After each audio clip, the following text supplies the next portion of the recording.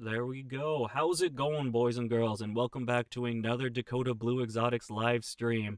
Very excited for this one. This is one that I've been waiting for a little bit because, as you guys know, we've been trying to reach out and branch out to a little bit more rare species of reptiles. And when it comes to rare species, this guy really does have the cool stuff. So, with that introduction out of the way, let's meet Justin from Legacy Herps.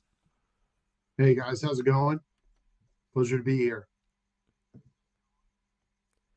So, if you could just tell us a little bit about how long you've been in business and a couple of the projects. I know probably as with like a lot of people, it's hard to tell how many projects you have, but just the ones you'd like to mention. Sure. I mean, it's constantly evolving, right? Just like our hobby is. But I've been in the hobby as a hobbyist for literally my entire life for 30, almost 35 years. I've been keeping reptiles. I'm almost 39, so I mean, since I was four, I've been keeping reptiles. So 35 years now, roughly. Breeding reptiles since I was 17.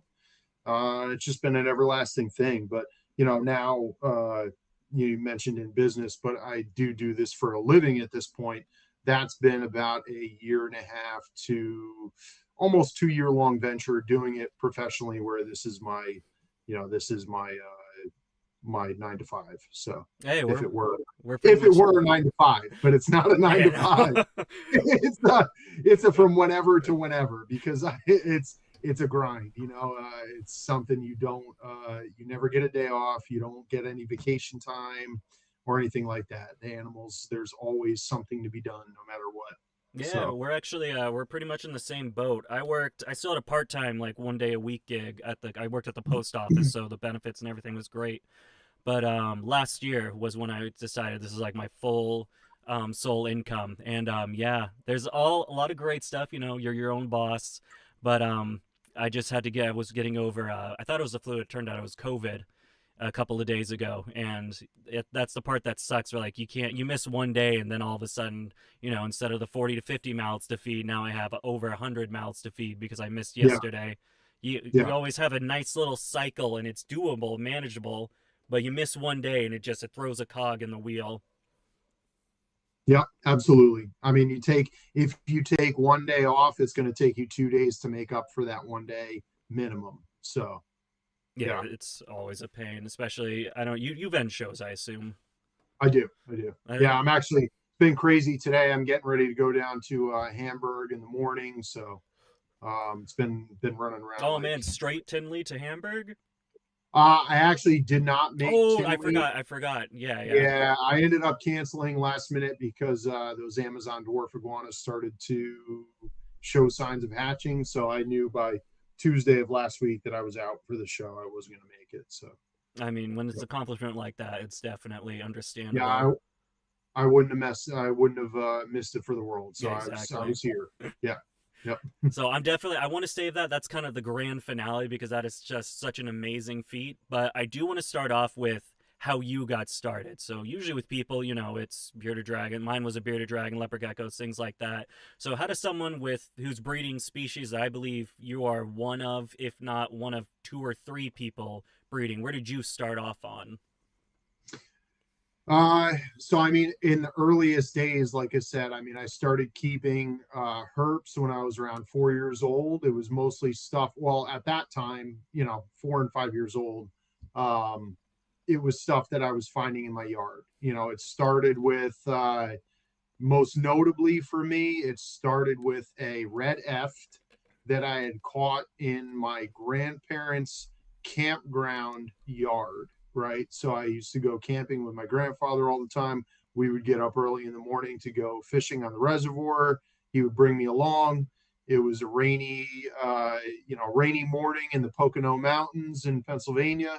And I came outside, and while we were on our way to the car, there was this bright orange salamander sitting in the grass that I had never seen, obviously never seen before in my life as a 4 year old. So, I caught this thing. I you know, caught it, and there was just so much like cool stuff surrounding it. A friend of my grandfather's told me it was a Tasmanian man-eating devil or something like that. You know, as a 4-year-old, obviously you don't know any better. You're impressionable and everything. So anyway, long story short, I brought it home. I cared for it. I had it for years, and it evolved from there.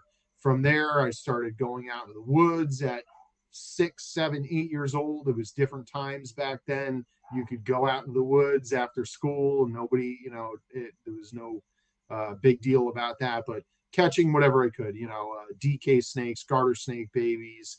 I remember catching eastern milk snakes on the playground at school, putting them in old styrofoam coffee cups that I found on the playground and bringing them home. And that was a new pet. So, I mean, it evolved from there.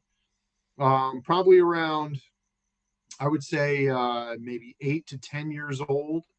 There was a pet store a few miles from my house. But again, it was different times back then when a kid could walk down the sidewalk, with no worries or anything. So I used to walk after school from my home to this pet store and spend my days there basically. And they had all kinds of, different things like, that place used to get in monkey-tailed skinks Oh and wow. sun gazers and, all the stuff that is truly, truly like super rare reptiles nowadays that were common back then, they would have. So I was exposed to that stuff at an early age.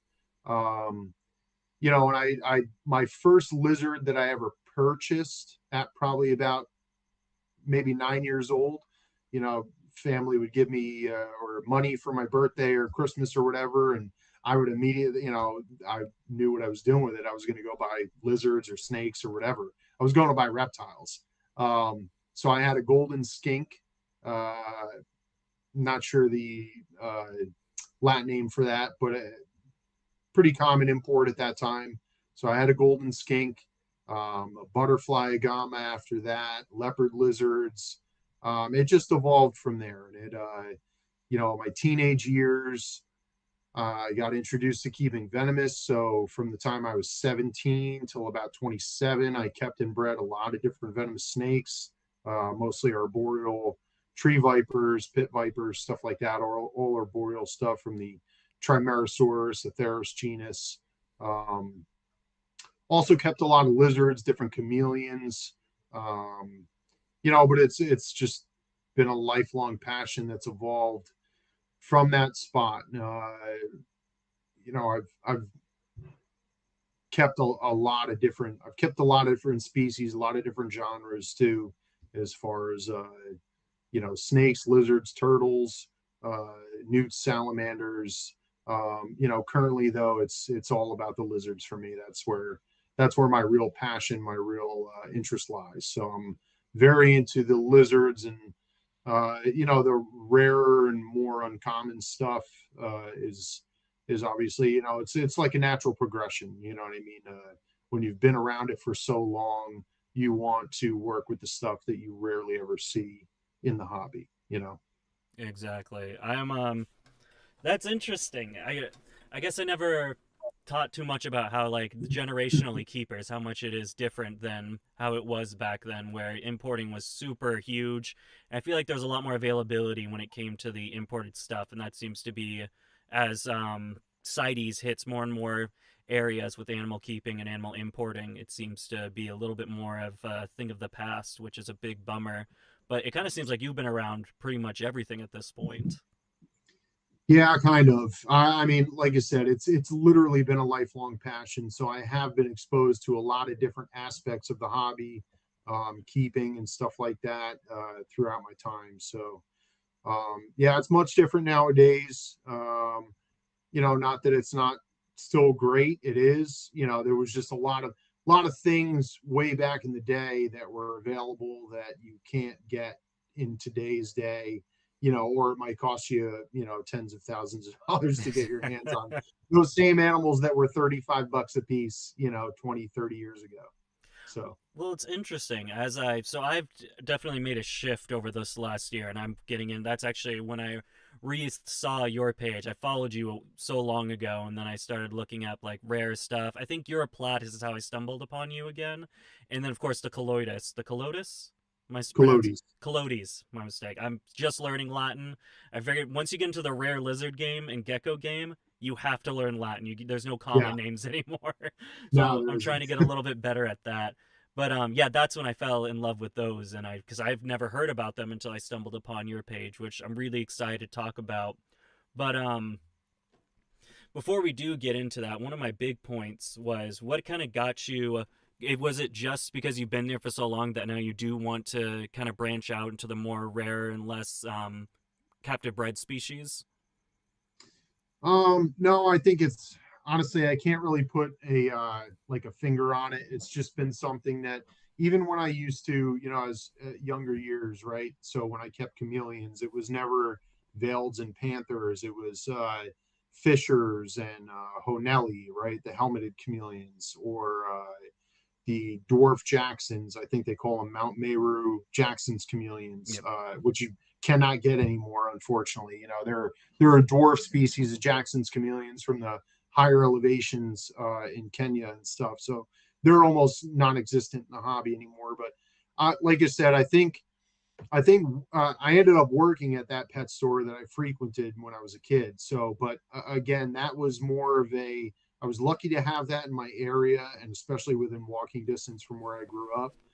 It really did expose me to the uncommon reptiles at a very early age. So I always had a taste for stuff that was not the norm. You know what I mean? Like I have owned a bearded dragon in my years, but maybe just so as a pet, like one bearded dragon for a very short period of time.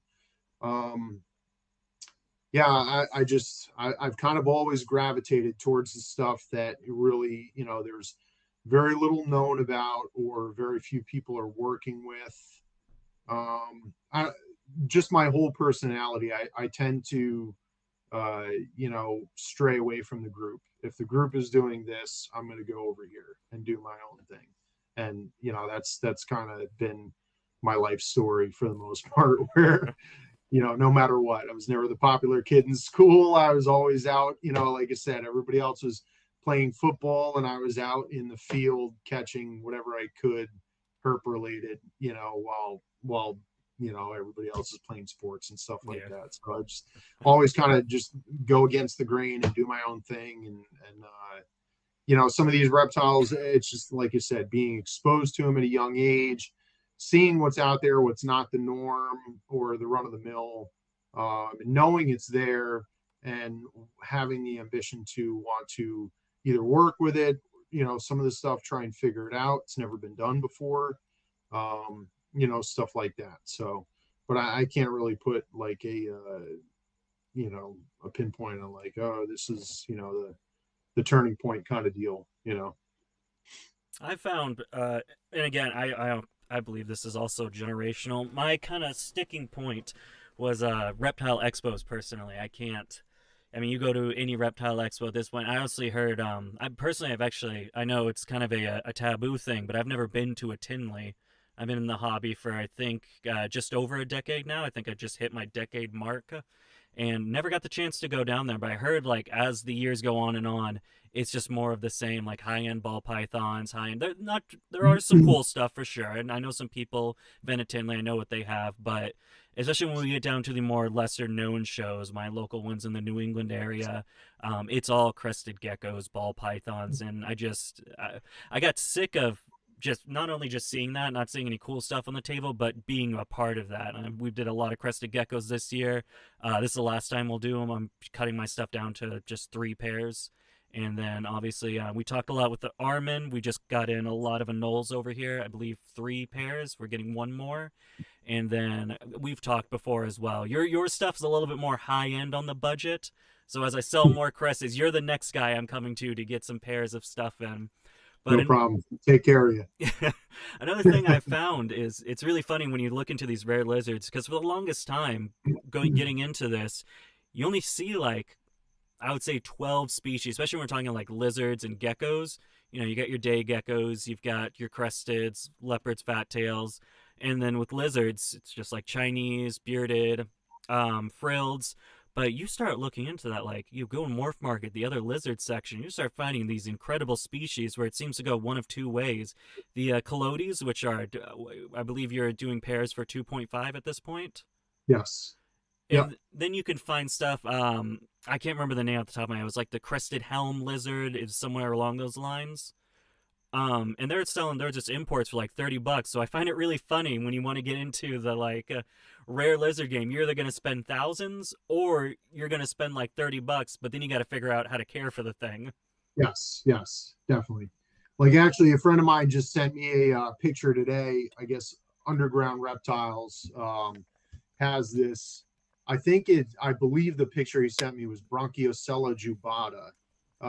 But again, it's a lizard that I haven't seen, and I've never seen one in person, to tell you the truth.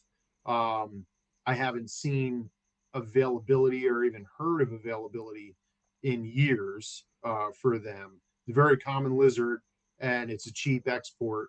And again, it's a extremely rare lizard in the hobby, but they have it listed on their website for $39.99. I think For, Underground was where I saw. I'm not great with Latin, and I can't remember the exact common name of it. But yeah, there was some wild stuff from Underground, and it's like yeah, $39.99. The mountain yeah, horn yeah, dragons, I'm really into. I really love them. I bred them yeah, years ago. Just trying to get back into it. It's 15 bucks. You can find them all day long. It's super interesting. yeah, yeah. I mean, they're cheap imports, but a very cool lizard. And as soon as they stop being imported on a normal basis, you'll see the price of those skyrocket. And there's a few people who have you bred them before? The mountain horns. Yeah. I bred them back in 2019, 2020 is when I got one successful clutch. They did not go full term though, so I find it's the same kind of phenomenon with chameleons, Hmm. where it's like almost sudden death toddler syndrome, where within like day 1 to month 6 they can just kind of drop, and Yeah. that's kind of what happened. So I ended up hatching out 9.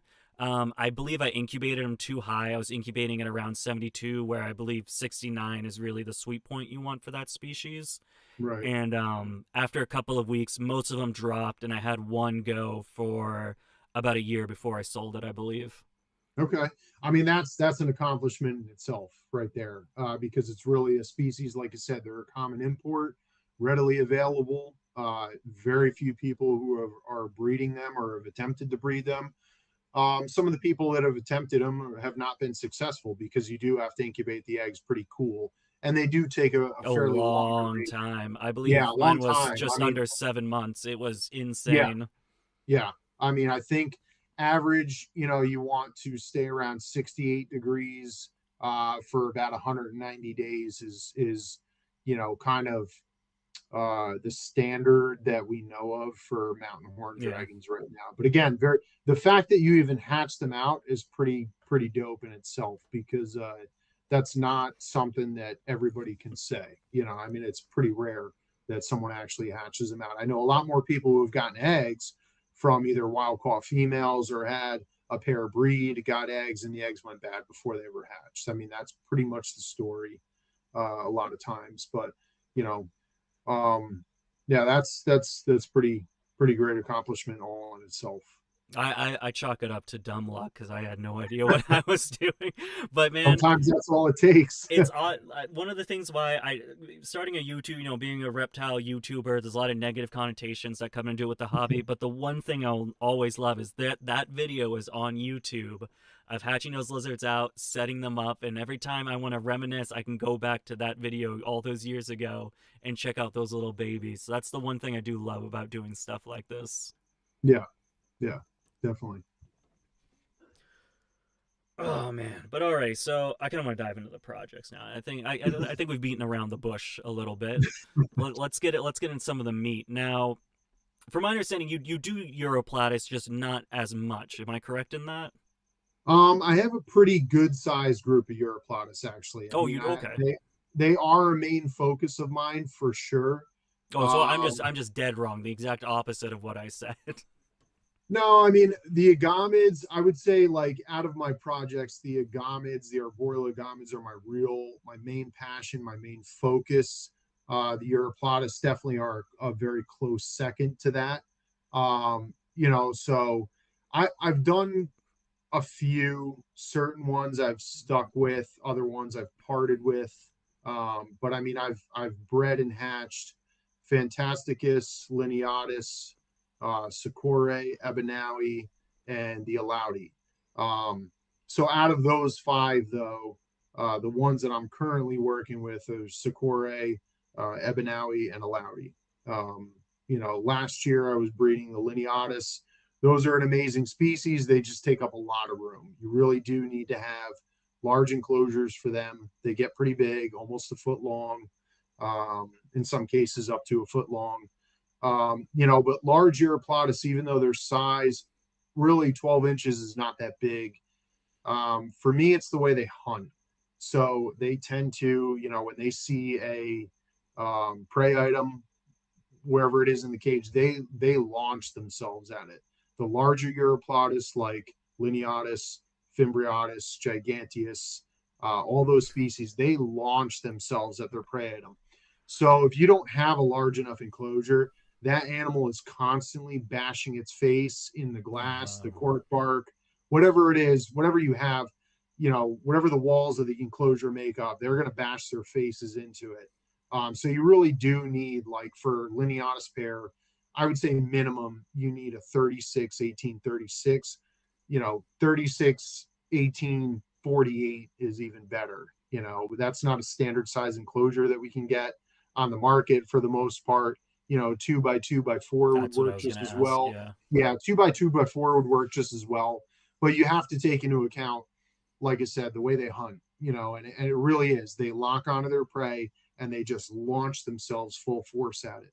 So I had a long-term captive bred pair, or long-term wild caught pair of Lineatus that I was producing babies out of, and they were fantastic, except for the nose would almost always be bashed up a little bit, and it was a little disheartening. And I had them in a 2x2x4 as well, so but I had it coated with or covered with cork panels on the side, which might not have been the best option for that species in general.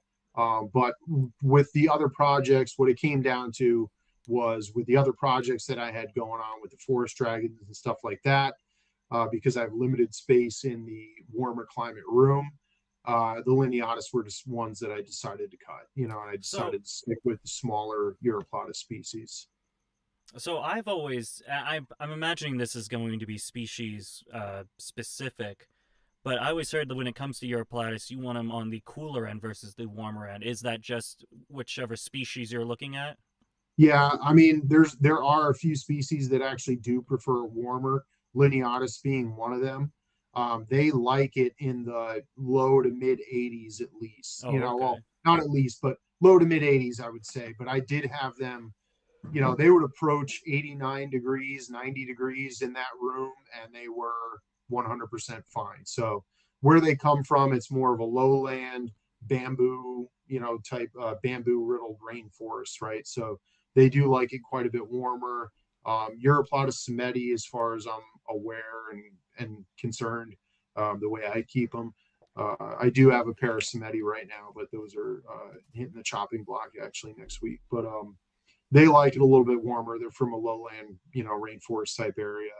Europlata cebenawi can actually handle it quite warm too. They can take temperatures up into the upper 80s without issues. I mean, hydration is obviously Yeah. key for any of this, because if you have a dehydrated animal that overheats, it spells disaster. I mean, if it's hydrated and it gets warm, it's okay, for the most part. But yeah, I mean, Socore, Fantasticus, those are really, two of the more common species available in the hobby that really can't handle the heat very well. The other Europlata species, the stuff that's at least available in the hobby regularly actually can take, you know, quite warmer temperatures than what most people realize. So not every, Europlata species wants to be kept at 70 or 72 degrees 24/7 year round. So Interesting. I always found the kiss method when it comes to that stuff. You keep them wet and warm or dry and cold.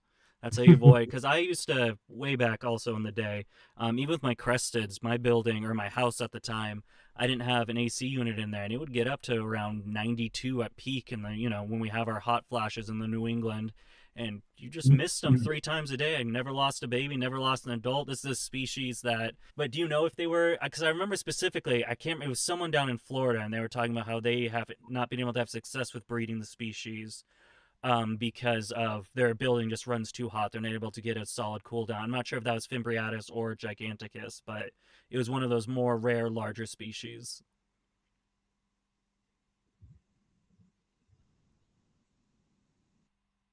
Oh, oop, might have lost him.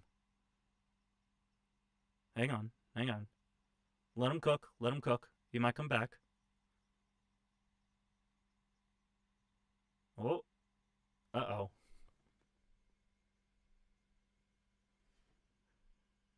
Is it no? Yeah, yeah, he's frozen. Hang on, guys. Hang on. Let's give it a second. See if it'll come back. No worries.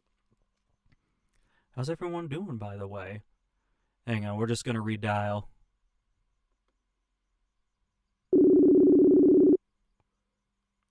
Classic. Turn it off, and back on scenario. Always works.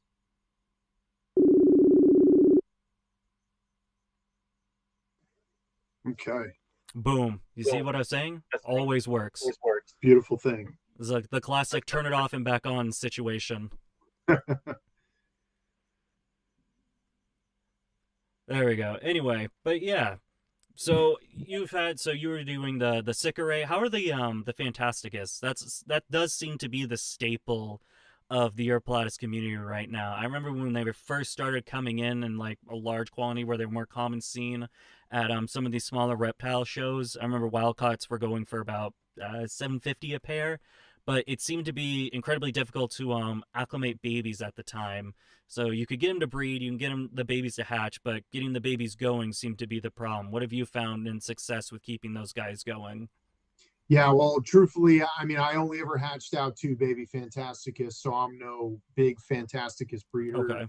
I would say out of all the Europlatus, they were my least favorite. They're amazing. They're beautiful, uniquely, patterned and characteristically the way they look and everything like that.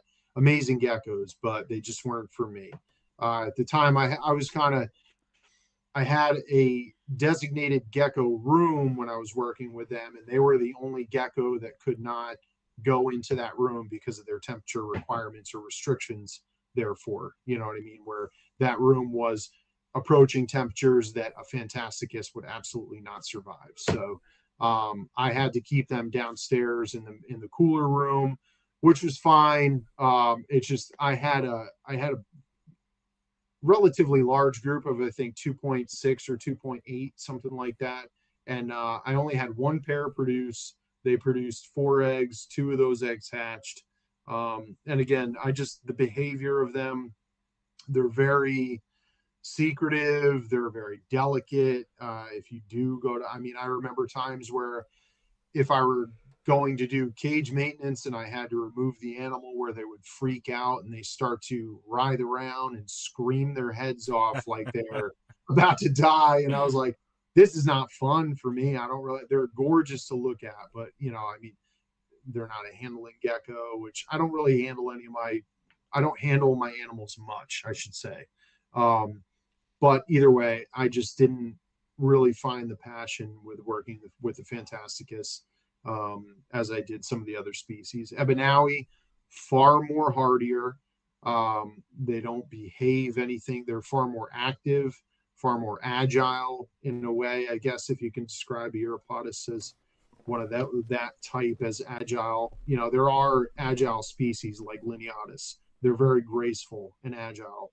Ebanawi kind of just fling themselves in whichever direction they want to go, whether it's for food or to escape predation or whatever it is, and hope they get out of Dodge. So you would think that they have some kind of neurological disorder if it weren't for the fact that that's just Europlatus for the most part. But Fantasticus just didn't really do it for me. So I kind of quickly abandoned that project. Maybe I kept my group for about a year with the low production rate and everything like that, and just the delicate nature of them. I can't say that I ever had any issues with, some people talk about how they just drop dead out of nowhere. I didn't really run into that. I might have lost one. I did lose one male, but it was a new acquisition. He died within 3 days of me getting him. The babies that I hatched did fantastic. I didn't really do anything different than raise them like I would do my Ebonau. You'd start them off in the 32-ounce deli cups, pretty simplistic sphagnum moss substrate on the bottom of the cup, a couple small branches and a fake plant, and raised them like that. And they did fine. I mean, I sold them to a friend of mine. He still has them. He's actually producing babies out of them now. So, um, yeah, I don't know. They just didn't hold my interest as much as the only thing. But as far as raising them and stuff, they're relatively straightforward. With Fantasticus, what you really need to keep in mind is temperatures. They are a species that's truly temperature Wants it on sensitive. the cool So end. yeah, yeah. How do That's you probably. what do you think about that? So those are the two. Everyone wanted me to get into Fantasticus, but I've heard a lot of things that you're saying, and it just wasn't something I was very interested in. But Sycamore is something I'm really interested in, just because I love the mossy tone that you go in. How do you feel about them when it comes to hardiness, breedability? I've heard they're a little bit more of an easier species to breed, as when you're starting to get into Europlatus. Mhm. Yeah, they are pretty straightforward. Again, they also like it on the cooler side, but can definitely handle temperatures warmer than Fantasticus. Still not an animal you ever really want to get over like 78 to 80 degrees. Um, as far as breeding them goes, I mean, really, if you keep a pair together and they're well cared for and everything like that, they'll breed during the season. Um, I mean, I didn't think mine were really doing much of anything. I have a small group of, now I have a little bit bigger group, but when I first had them breed for me, I only had one adult pair. And I didn't think they were doing anything for me. I was actually almost ready to get rid of them. I had brought them to a show. They didn't sell at the show, thankfully, because now at this point, I'm happy that I stuck with them. But about 3 days after, the show, I found my first clutch of eggs from them. And I thought I was getting very low production rate out of them, which was weird because my Ebanawi, produced like wildfire, and most people have that same experience with them where Mm-hmm. they if you keep them together, they reproduce. They're very easy. As far as an Europlautus to get into, if you want to get into the genus, Ebanawi is the way to go. I'm gonna write that Um, down. and I was even getting better production out of my Europlautus alaudi this year, which was pretty incredible. And I thought it was weird that the Sakura were not producing nearly as well. Lo and behold, the female was just hiding eggs the whole time that I couldn't find. They were in the far back corner of an enclosure behind a big like tree trunk that I had in there for them.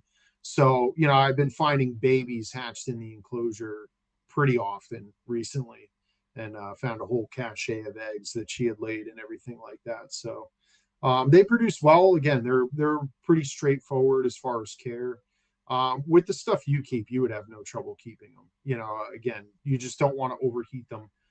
Keep them on a lower level of your racks or Yep. anything like that. Try not. They don't like the excessive heat. Like I said, as far as heat tolerance, I would say Ebanawi and Lineatus are the best They're bets. the two best. They Awesome. definitely have a higher threshold for handling heat than some of the others. Europlautus alaudi, I guess that's really to be determined still. They're very little has been. I think there's only one other person in the U.S. who's ever successfully produced those here, but they come from relatively the same region that Europlautus ebenaui come from. So I would imagine that they can probably withstand around about the same temperatures, but they are a little bit more reclusive and secretive in the way they hide and everything like that. So like they don't ever do any kind of cryptic basking or anything like that, right? So they're more of a, for that species specifically, they're more of a bark mimic. So like huge chunks of cork bark, cork rounds, cork flats you want Hmm. to line the enclosure with. They literally like, the cork bark naturally has all these grooves and divots and everything like that in it. They will mold their body along with those, curvatures within the bark, and you'll never even see them sitting in front of But rarely have I ever seen them expose themselves to UV, where I've seen my Sakura do cryptic basking where they're either in some dappled UV or sometimes they're right on a branch where it's, getting indirect blast of ultraviolet. I've never seen the Alaudi do that. So, yeah. Interesting. I like how we're kind of thinking the same way when it came to oh, I can't remember the Latin, the T. glacius, the red-eyed crocodile skink. I had a fairly big Well, project of them. I think I was doing at one point like 6.6 pairs, somewhere along those lines.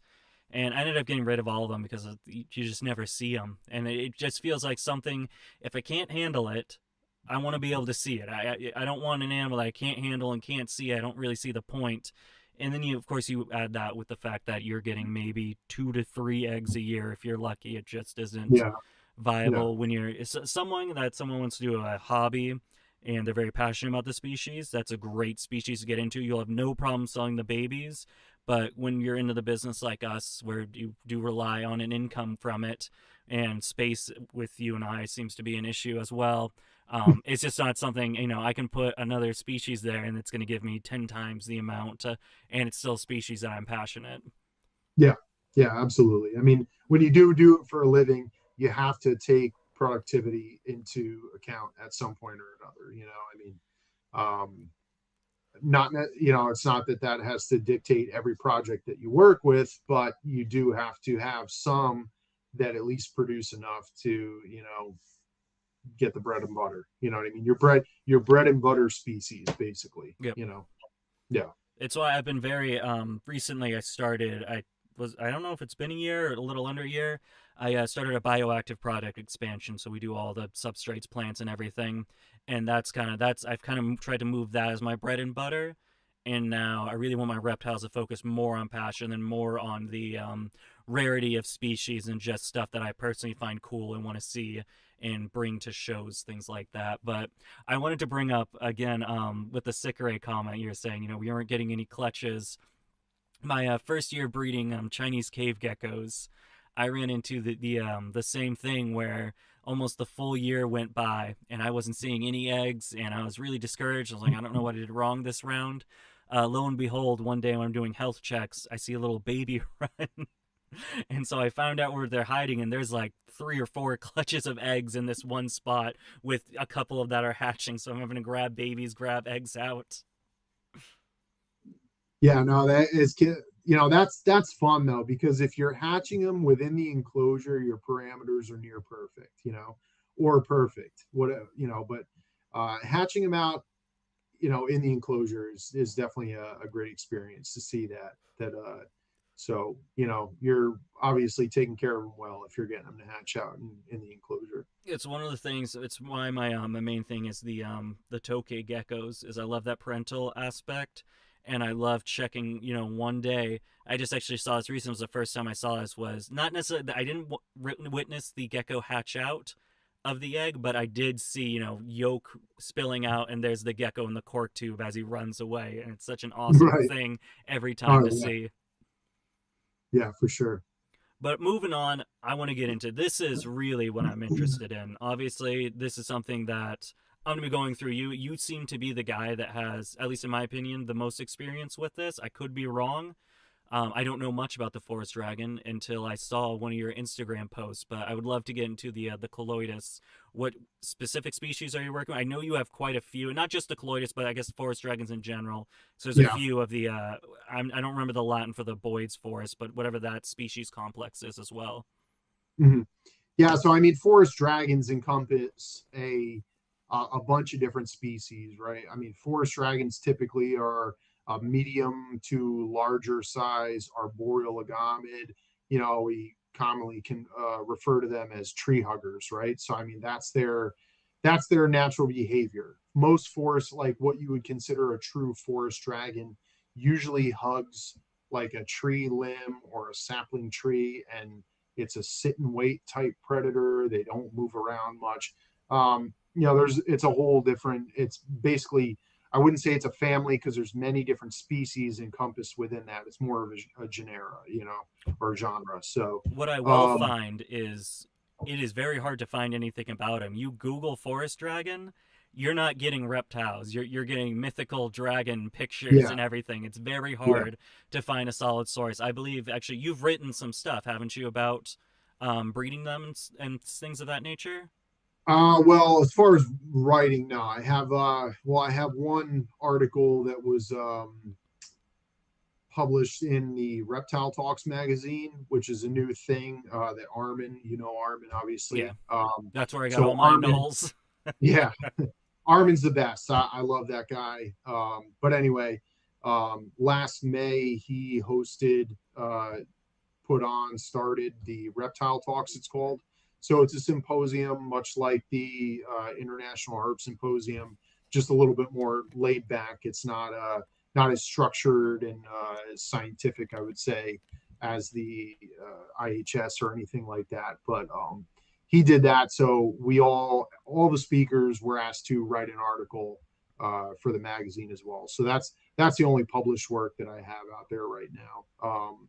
I was asked to do a article on the Ecolotes pethiogoti for the Responsible Herpetocultural Journal out of the Ukraine. Bion Terrarium Center is one of the, they help promote that and everything and put that together. So, just finding the time to do it. I am going to do an article for them because Dimitri reached out to me and asked me to do that. It's just finding the time to, when they asked for the article, it was out of the question as far as the time constraints for me to get it done, because I am not someone I would consider a writer or anything like that. Trying to sit down and find the time to write. Like I I did 5.5 years. I'll be honest, I did 5.5 years in high school for two subjects, math and English, because number one, I hate sitting down and writing. Number two, I hate math. So You're farther than me. I made it to sophomore before I stopped going. well, that's pretty much. I stopped going around sophomore. That's why it took me 5.5 years. But my dad would not approve if I did not at least get a diploma. So I do have a diploma, but it took a Nice. long took a long time to get there. I went the GED route years later. Yeah, yeah, that was I was going to be in my future if I didn't get through summer school at that 5.5 year there, but luckily I did. So And look where it got um, you now. Where would you be without that high school diploma? that's it. I mean, it's literally done nothing for me as far as landing me a job or anything like that in my adult life. So and it definitely isn't what got me to where I am now. So but it is what it is. But yeah, so as far as published, no, there's not that much published or anything like that. But when you research forest dragons, again, it's a pretty generic search, that you're doing. There's lots of lizards throughout the world that are considered forest I dragons. think Boyd's Um, is the most common one that was I was able to get, but anything else I had to type in the Latin or else I wasn't going to get anything. Yeah, yeah. I mean, Boyd's is probably one of the most notable of the forest dragons that, the most well known, I would say. So yeah, I'm working with Lophosaurus. That's the genus Boydii. Lophosaurus dilophus, which is the Indonesian forest dragon. That's the one with the really, I know you're aware because we've texted before That's the about one the I one was with the big, fangirling huge, over when I was like, as soon as you yes. get eggs, you need to tell me. Yeah, yeah, that's Lophosaurus dilophus. That's a real life dragon. I mean, there is It was nothing in this incredible. world that is like it. There's literally nothing in this world that's like it. Um, I'm also keeping Gonocephalus doriae abbotti, which is Abbott's angle-headed lizard, or Abbott's crested dragon is a Yeah. common name. Again, that's a true forest dragon. So those are the three that would be considered true forest dragons that I'm working with. Like the Colodis fall under what they would call like tree dragons if you wanted to group them into something. Um, Interesting. the Caphotis, they're all in they're all agamids, right? And they're all in the I think it's Draconinae or Draconidae, which is the greater like the dragon type lizards, dragon type agamids, right? Is what they all fall under. But yeah, the three true forest dragons are the Abidae, the Dilophus, and the Boidai that I'm keeping. So So which one did you start with first? What was, because I know some of them you haven't had success yet, or you just got the projects in and they're still working. So which one of those species with the tree and dragons did you, with the tree and forest, sorry, that you first started out with? well, the tree dragons, the Colodis Pethiogoni, those was at least 5 years ago. I got them all as babies, raised them up, bred them from there. Those I've had a ton of success with.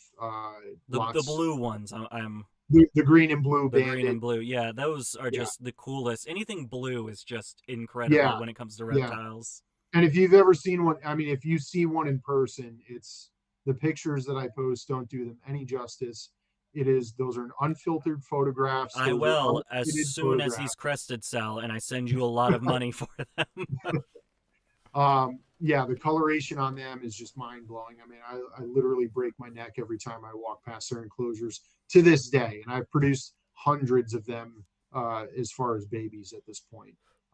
They're probably one of my most prolific species. I would say those and the Caphotis dumbara are probably my best breeders that I currently am working with right now, where I've produced several hundred babies out of each of those species. Wow. Um, the Boyd's Forest Dragons are still a relatively new project. Again, I bought them all as babies. Um, and the oldest one is about a year and a half old. So I want to wait until they're a full 2 years old, fully mature as far as growth rate and everything like that. Um, because I if you do breed them too young, it can be detrimental to their health. As with most all species of lizards and everything like that. But what I've heard some not horror stories, but just bad outcomes when it comes to breeding them too early. So I want to wait until they're a full 2 years old. So we've got about another 6 months to a year before I can start pairing any of those. They're good size now, but again, I want to wait until my females are fully mature, hopefully have laid a clutch of infertile eggs to let me know that they are reproductively mature and everything like that before I go ahead and pair them. So I mean, some of the females that I have that could happen as soon as next spring. Other females, I might wait, another full year of growth before that. The Lophosaurus Dilophus, again, kind of same story. I bought them all as babies. I'm still raising them around the same time frame. So, some of the oldest ones that I have are a year and a half old. Some of the more recent ones are about a year old that I've been raising them now. I do have one adult wild caught male because you can get wild caught of those. You cannot get wild caught of the Boydai. Obviously, they come from Australia. Yeah. So, really, I mean, we shouldn't even have them here in captivity to begin with. But Thank you, Tom Crutchfield.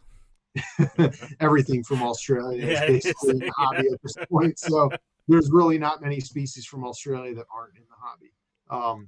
But anyway, um, so those I do have an adult male, and I have they're incredibly hard to sex. They're incredibly hard to sex. It seems easier with the wild caught ones almost than it does with the captive bred because the captive bred looks so much different than the wild caught counterparts. They're just so much, without ever having the parasite load or Mm-hmm. having to deal with the stressors of, importation or anything like that. My captive bred ones look exceptionally different from my wild caught one. Just they're heavier bodied, they're have a fuller, more perfect crest, everything like that. So, but they're incredibly difficult to sex. They really don't. Males and females pretty much attain the same sizes. There's not a whole lot of differences characteristically, as far as their appearance. You know, supposedly males have bigger crests, bigger jowls, longer, pointier faces, but it varies with any, just like any other species, that can vary. You will see differences in between. So, anyway, I do have one female that's, well, You I keep believe, going. Just give me one. I just got to use the bathroom real quick, but you're on a sure. roll. So 1 minute. Okay. You just keep Yeah. going. I'll be Yep. right back. I Yeah. got the phone, so I'm still hearing. I'm hearing. I'll be here in spirit. Okay. Yeah, so I do have one that I believe to be a female that was actually digging at the ground yesterday. So I believe she's never been paired with a male, so they would be infertile eggs, but it does seem that she is getting ready to lay some eggs. So that will be cool. If that's the case, then I know that she's sexually mature and I can go ahead and pair her, which might happen sooner than later. Maybe I'll wait until spring. Maybe I'll try and pair them within the next month or so, give her a little time after she lays those infertiles to put a little bit of, well, she's fat, but put a little weight back on, and then pair her with the wild caught male that I have. But yeah, so, but they're still a raise up project and they take a long time to grow. Uh, you know, I would say it takes two and a half years, maybe 3 years at least to reach, adult sizes. And I think they would continue to grow even after that. Um, but, that'll be a project that I can pair, hopefully in the near future, at least not maybe next year with some of the ones that I have.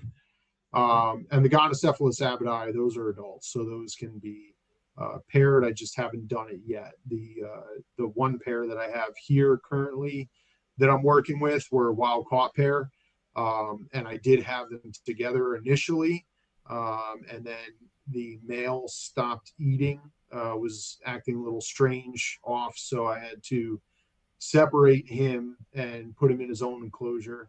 And I've kept the pair separate as of yet, just to get them established. They've been in my collection for 6 or 7 months now. But again, I'm in no rush to try and reproduce them. Um, I mean, I am, but I'm not at the animal's expense. So I want to make sure that both are, extremely heavy and they're are healthy and in their prime before I go ahead and pair them. And it's kind of towards the end of the season now at this point anyway, so I'll probably just wait until spring. But that species should be, pretty relatively easy to reproduce for me, I hope. So Awesome. So it's just a growing game basically at this point. yeah, it's a growing game for the most part. Like I said, with the abadi, it was just that they were wild caught and they're not easy to establish. I will say that they're not for the beginner hobbyists or anything like that. I had a customer of mine who actually has a trio of the Colodtes pethiogoti reach out to me the other day and ask me some questions about the abadi, and I told him, I said, they're, if you're dedicated, you can handle it, but they're a lot to establish. They really are. That species dehydrates very quickly. You have to be able to have a vet on hand. They're guaranteed going to come in with parasites and everything like that. And I don't always say, like me, personally, I'm not like, oh, it's wild caught, you got to treat it. No, Yeah, not no. usually. If you provide a clean environment, proper hydration, and a low stress environment, most of the time, those animals will acclimate to captivity well without any kind of treatment. Because sometimes treatment, right, for parasites It's gonna does stress the animal. damage, Yeah. way more damage than good. Panicure is Um, going to dehydrate it much quicker, and if you already have a dehydrated animal, I right. see a lot of people. So, Tokyo Gecko's still big wild caught. I'm importing a lot of morphs in, trying to do some world's first stuff. And yeah, a lot of people are always like, Panicure, get it with that deworm. I was like, no, leave it the fuck alone for three Yeah. weeks. Make sure you're misting. Hydrate it first. Don't bother trying to feed it for the first couple of days because it's not going to eat. And then slowly introduce food to it. And then Yeah. after about couple of weeks to a month, if you notice the animal's not gaining weight, it's not eating at that point, take it to the vet, but let it chill for a second. Yeah. Yeah, definitely. I mean, giving the proper time for these animals to get acclimated is key. Hydration is key. You know what I mean? Like I always stress that anytime I talk to someone, like hydration really is Yep. key with tropical reptiles, especially, and if you panicure or flagell a dehydrated lizard, tropical or not, it's 99% of the time going to drop dead, It's gonna kill it. Yeah. because it's hard on the kidneys. It's hard on the kidneys and everything like that.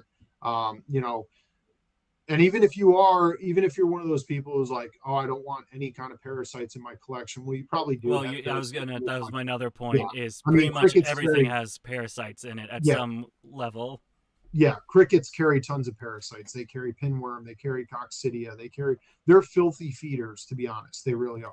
It's a filthy creature as far as feeders go. They're not the best option, but they're what we have and they work.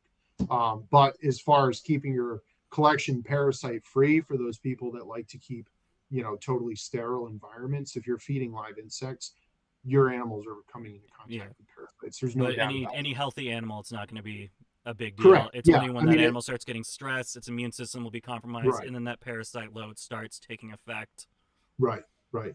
So, I mean, that's the key. So, I mean, establishing any kind of, whether it's a common species or a really, uncommon species, or tropical, or even arid or anything like that. I mean, hydration is key. Low stress environment, keep the environment clean. You know what I mean? If the animal poops, remove it right away. As soon as you find it, remove it. Yep. So you're not retransferring, reinfesting parasites into the animal system or anything like that. But yeah, I don't really, I mean, I would say 90% of the wild caught animals that I do bring into my collection do not get treated with any kind of medications.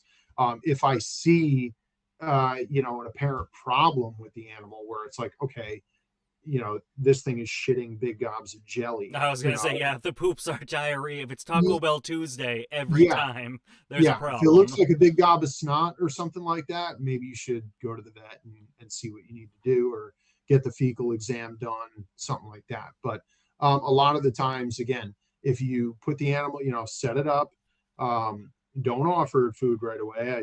Even when I send people my captive bred animals, I say, don't feed them the first day. Let Yep. them settle into their new environment, have something ready for them, receive them, put them in the environment, spray them, let them get hydrated. There's no need to feed them. I fed them the day before you got them, so they're fine. You know what I mean? They can go a couple days without food. But even for a wild caught animal, at least let it get, give it a few days before you ever try and Let it handle find it, a hiding spot. before you ever Let it try get and feed comfortable. it. Yes. But the key, especially, I deal with, it seems like you deal with a lot of tropical species. Only The tropical over key with here. them is hydration. Make sure it's hydrated. It can go some time without food. Give it a few days to settle in, and then offer food. And do it in smaller increments, because sometimes, if you go ahead and you get a mountain horn dragon, wild caught mountain horn dragon, and you go ahead and dump 30 crickets in there, It's not yeah, even it might 30. go nuts and eat a bunch of them right away. But those other 20 that it didn't eat, are going to actually cause stress to the animal, because now it hasn't fully settled into its habitat yet, and now there's all these things just running around Yep. it. That doesn't happen in the wild. They don't, perch on cricket nests, and all of a sudden there's just crickets running around like crazy. They encounter bugs on a much smaller scale, so it can be an over stressor when you go ahead and do something like that. But yeah, so I mean, just getting stuff properly established, so that's what I'm doing with the Avidai. They're actually, like I said, if you heard me before, they've been in my collection at least 6 or 7 months now, but I did have some issues with the male. I put them together. They seem to be doing fine, eating right off the bat, drinking right off the bat, doing great, looking great. Few weeks together, the females, and I find this to be true in a lot of different agamid species, or quote unquote forest dragon species, where the females are the more dominant in the species, right? So with them, it seems like that's definitely true, where the females are the more dominant. No aggression between the two individuals, but the male just started hanging out lower on the branches, stopped eating. It just became kind of lethargic. As soon as I separated them and she was not in the vicinity, he immediately went back Bounce to back. eating. He was doing great. So, but again, that was a relatively smaller enclosure. It was a 2 by 2 by 8 or 20 24 by 18 by 36 Mhm. that I was quarantining the two of them in initially. Now they both have their own 24, 18, 36. Um, when I do pair them, which will probably be shortly, I'm actually building out one of those reptile habitats from dubia.com. That's a 2 by 2 by 4. So I'm building one of those out, and I'll put the pairs of those in 2 by 2 by 4s. But right now they're We're all. just newly sponsored by them. I'm getting, I Are you believe, really? yeah, 4 2 by 2 by 2s for the Tokyo Gecko pairs that we have coming in, and then that's the exact size of 2 by 2 by 4 for some of the species that I'm getting. Not the Sri Lankan pygmy lizards, but the tree dragons will be Yeah, going in 2 by 2 by 4s as when they become adults. nice. So you got some of the Cafotis? No, those were also going to come for you from you. Okay, okay. I thought you said when they come in, that's what you had set up for them. When I exchange money to Gotcha, you. With gotcha, it. gotcha. So Yeah. something with the gaumins. Now I have a smaller experience. Mine are mostly with Chinese water dragons, and then we actually are starting a basilisk project. I feel it's something that actually my girlfriend is really into, and so she got a male. I sourced out a female, and once the male's old enough, we'll be doing breeding. But something I found with the agamet's, I don't know if this is true for the tree and forest dragons, is face bashing. Actually, the female we came in, she's LTC, and you can already see bad nose rub, even forehead rub, which I'm not sure if that might be a burn scar or something from rubbing. But Mm, something I found that works extremely well, especially with some of these shy species that want to be left alone, is going to be actually utilizing grow tents just because their walls are a little flexible. yeah, It was the only way I remember. Alex Agamids? He's really big with I do. Chinese. Yeah, Yeah, Alex. I don't know if I turned him on with it, but or gave him the idea. I don't want to take credit for that.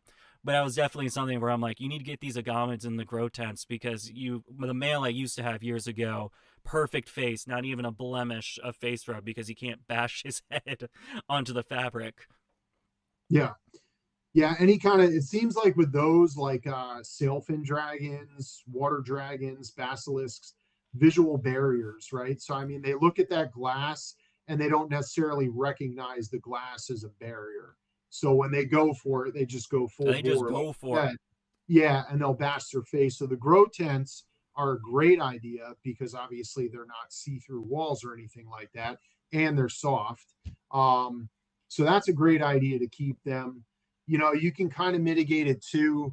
I'm a big advocate for all my enclosures. I do three, so all three walls, this two side walls and the back wall are always covered with some kind of, whether it's cork panels or whatever it is, but Yeah, we're going to be there's a doing some visual like barrier custom there at all background times. stuff for Right. scaling.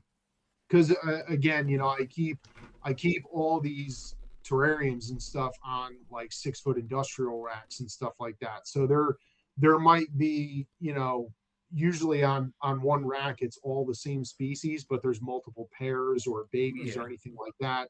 And two males, it's not always great to have two males that are next to each other in an enclosure seeing each other all the time. That's undue stress that you're putting on that animal. So having right now I'm doing a lot of conversion where I was using some cheaper methods and stuff like coconut fiber mat.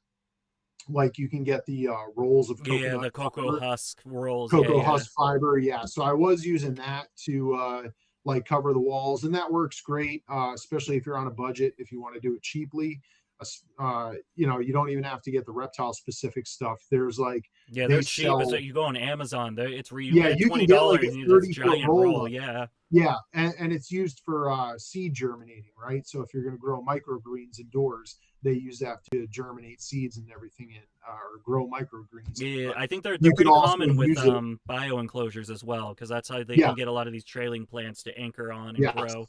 yes. So I mean, that's a cheap way you can do it. I used to do that a lot too.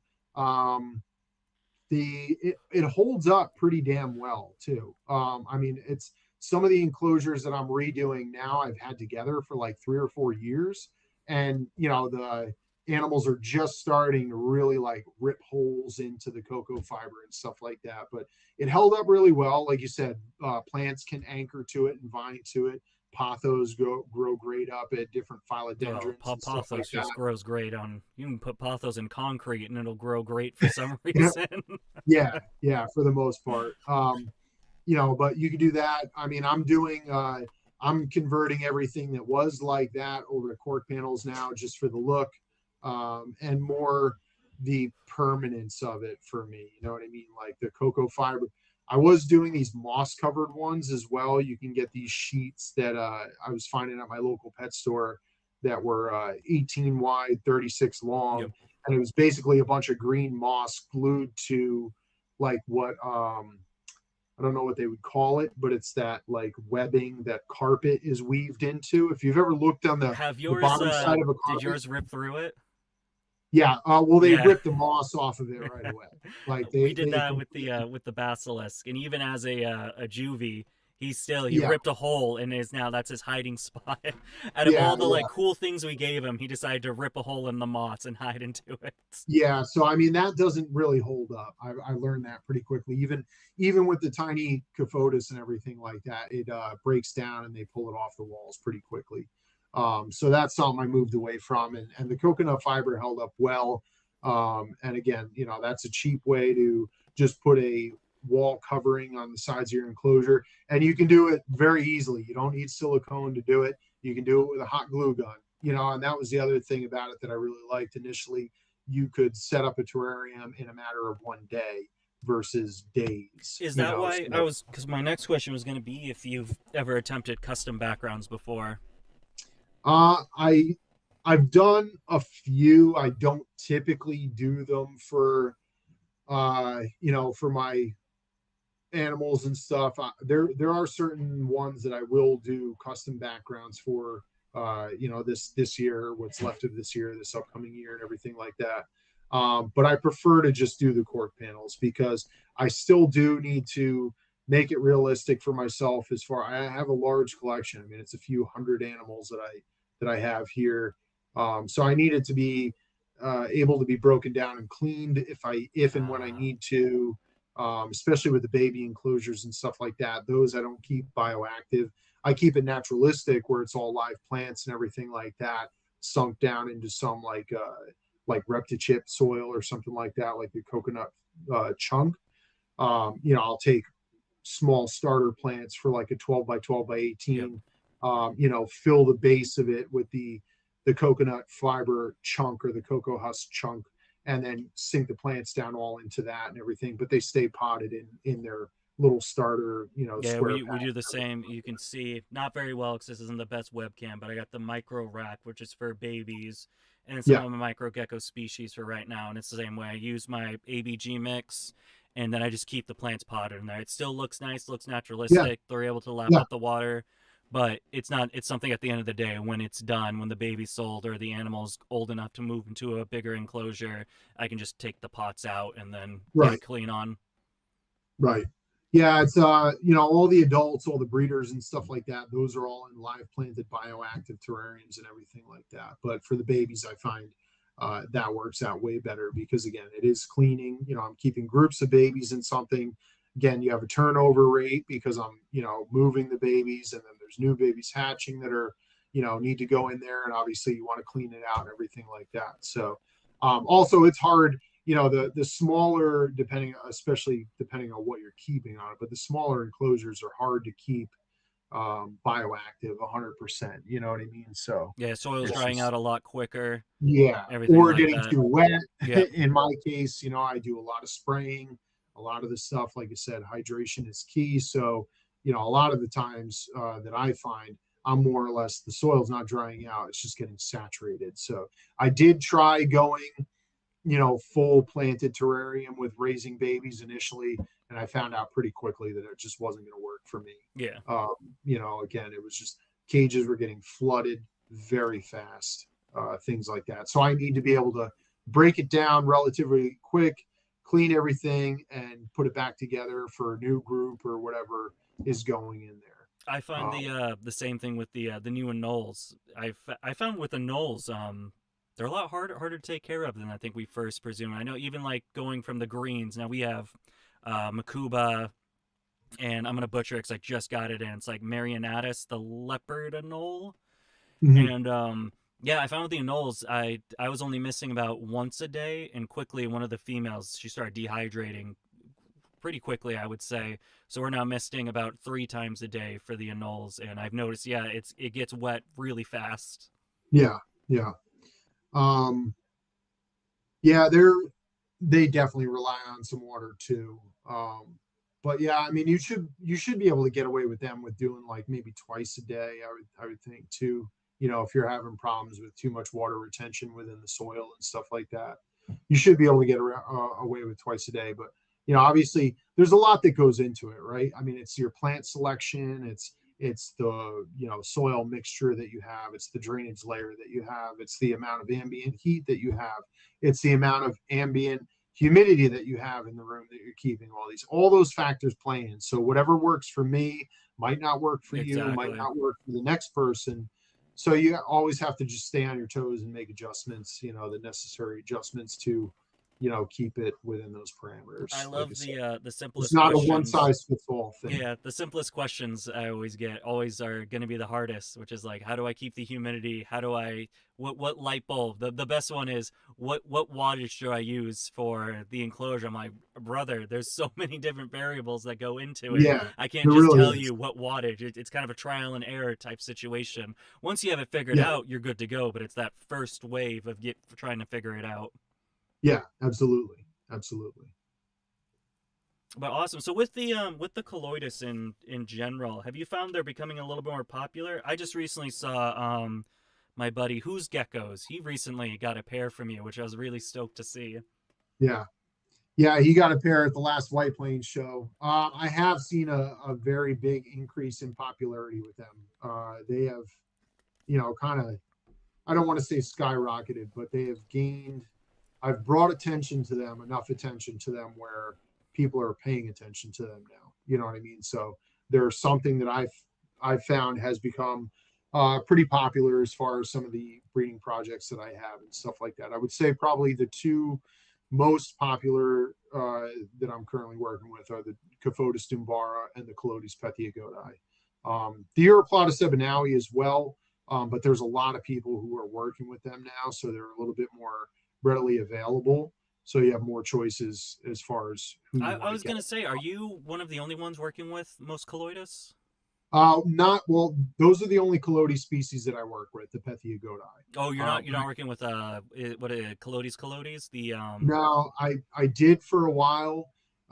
They were kind of out of my wheelhouse at the time because I didn't have a secondary room set up, which I do now. So I keep all the forest dragons that we spoke of earlier are in their own room, which stays quite a bit warmer than my main reptile room, where all the cooler climate species, for the most part, stay down there.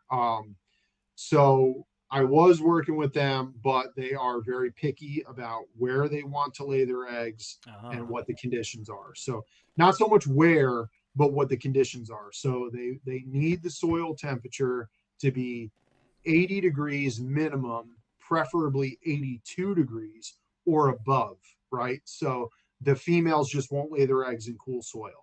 When I was working with them, I had them in the main reptile room in my basement. It was much cooler, and I couldn't even putting heat pads and heat lights on the enclosure just because of the ambient temperatures that I kept that room at. I was never able to achieve the soil temperatures that the females would want to lay.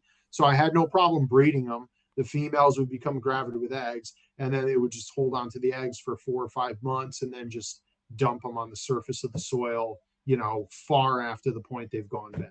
So, um, I decided that they just weren't going to work out for me in the way I had it set up at the time. So I decided to part with them and pour all my effort into the Calotes pethiagodae, which, in my opinion, is a far superior it just species. looks Uh, better. Yeah. it looks way better, but also they're way more personable. They're way less skittish, way more handleable, And like you said, I mean, the appearance, the coloration of them is just unmatched The in the redhead reptile. is cool, but you can't compare it to a blue with black striped Yeah, lizard. It's not possible. yeah. So the red heads with Colotes comes and goes. The males Oh, and females can get the red head. It's a breeding. It's basically one of their ways of communicating. It's not restricted just for breeding purposes. In literature, if you read about it, it'll say that the males and the females can get red heads to attract a mate. It's not just for attracting a mate. It's like a mood ring for them. You know what I mean? I oh, guess so that's almost like one. chameleons. Would you say? Yeah, yeah. I mean, it's a depiction of the mood that they're in. You know what I mean? If they're feeling defensive, males can get bright fire. It's incredible. I mean, they're a really gorgeous lizard, but again, they're very flighty. They're very spastic for the most part. I know there's a few people out there, like intrinsically ectothermic, Christian Larson, if you know him. He's doing a fantastic job with Colotes, and he's probably one of the few people in the hobby that is doing so well with that species, and it's great to see. And that species in like it really is a showstopper when you see one all fired up like that. So they're beautiful and everything like that. But for me, the Colotes pethiogodi, like that color, that blue and green color, that is their normal chill colors. Like that's what they look like when they're happy and relaxed. So um, they're pretty much that color all the time.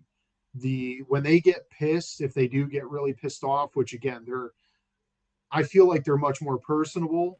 They're definitely more handleable. I don't really handle my lizards that often, Hmm. but in any one of those enclosures with those adults that might have been handled, 5 or 10 occasions over the 5 years that I've been working with them, I can put my hand in the enclosure and they will come right onto my hand and they will not bite me. They will not run away.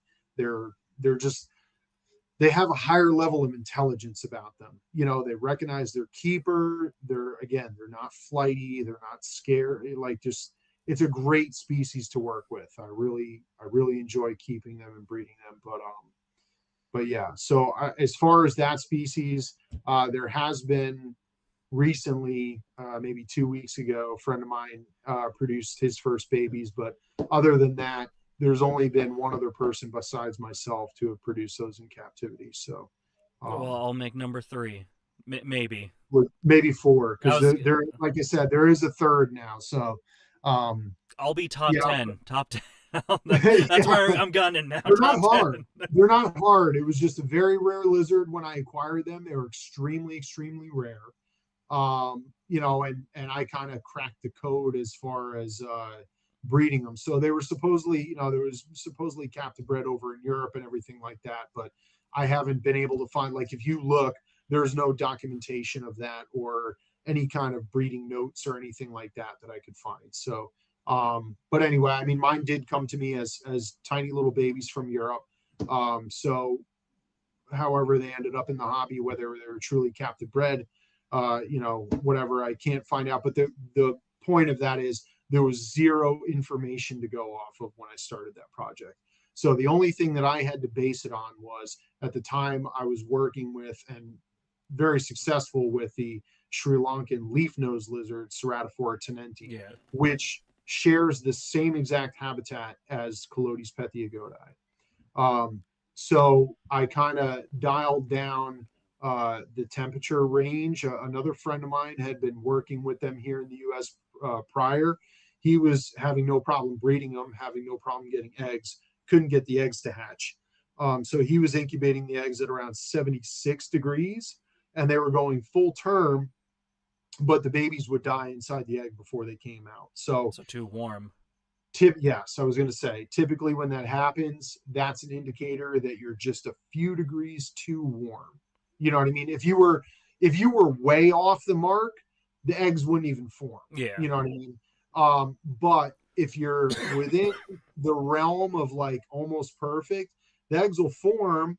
They'll form perfectly most of the time with a fully formed baby, but the babies basically just overheat and never make it out of the egg. So that was the problem that he was having. And I knew from, speaking with him, that he was doing 76 was his temperature. And I was like, okay, well, I already knew that the Sri Lankan leaf nose lizards could not handle temperatures over 72 degrees, right? So I'm like, these guys come from the same exact forest, same exact habitat, but the Colodis are more of like can't like a trunk canopy type lizard, where the Ceratophora were more like um, like stump and low shrubs and stuff like that. So they're obviously going to be laying their eggs in some spots that are a little bit more shaded, maybe a little bit more cool.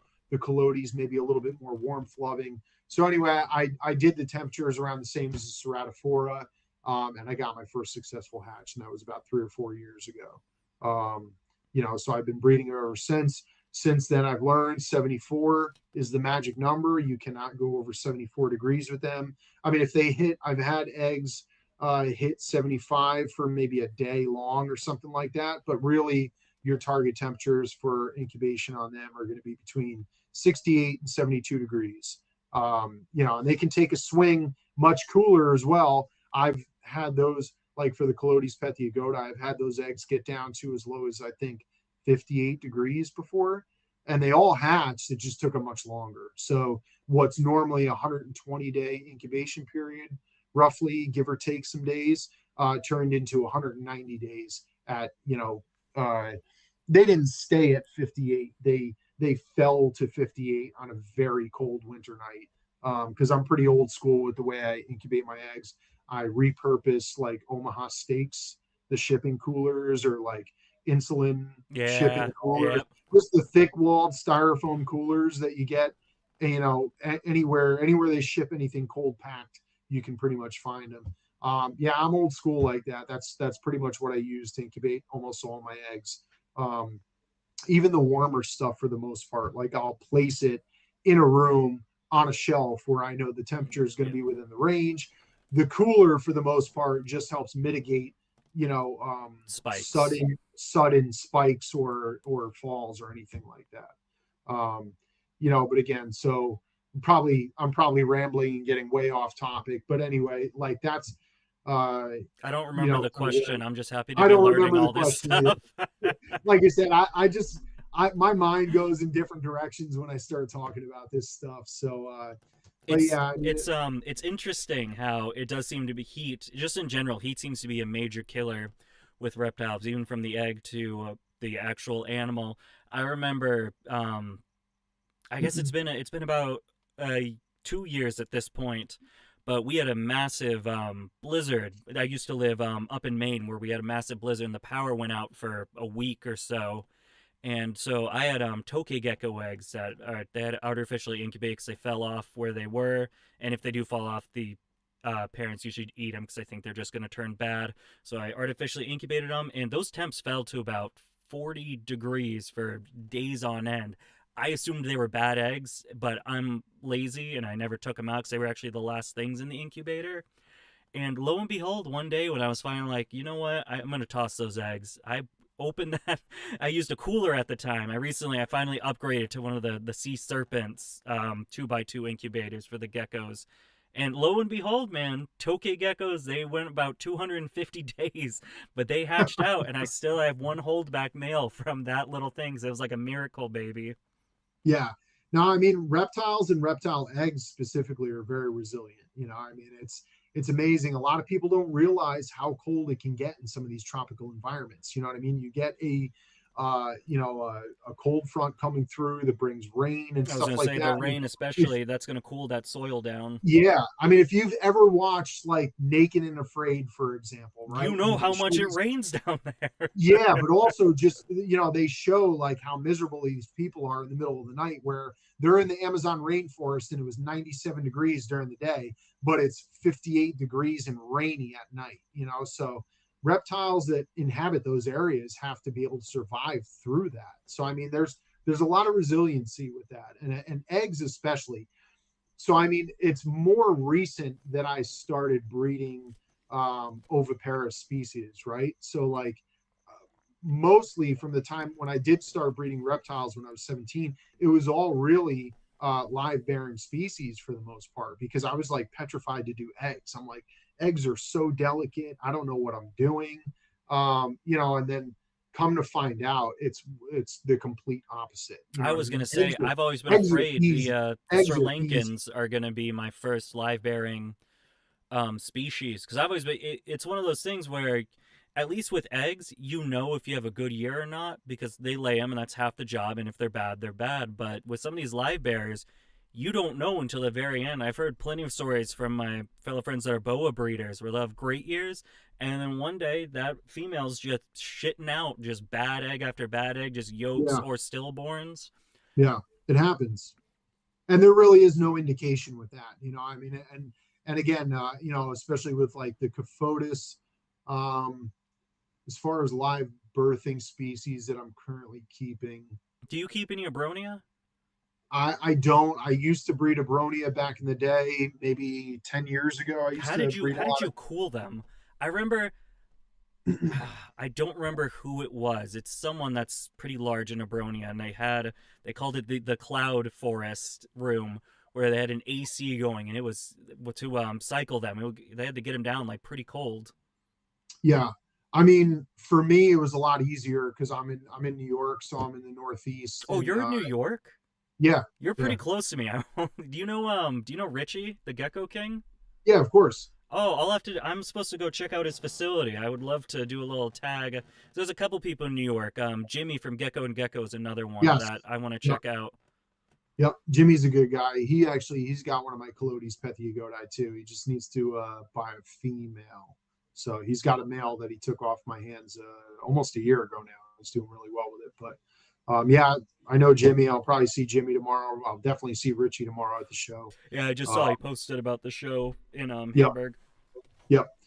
Richie's a great guy. I love him. Got to get him into some of the agamas too. That would be cool. I've been He's I've spent so he much money. Richie's like I call Richie my mob guy because I always owe him money. As soon as I pay him off for something, he always the next one I just paid off a pair of Clemmerai I got from him, yeah. and then he shows me the what do they call it? It's like the Philippines false gecko, the yellow ones.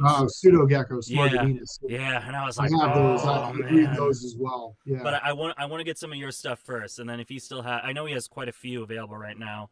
So if he has still have some available after that, I'll definitely be Yeah. picking up a pair of those. He should. He actually got his I think he only has one adult pair right now, and he actually bought those from me. I've still got a small group of them.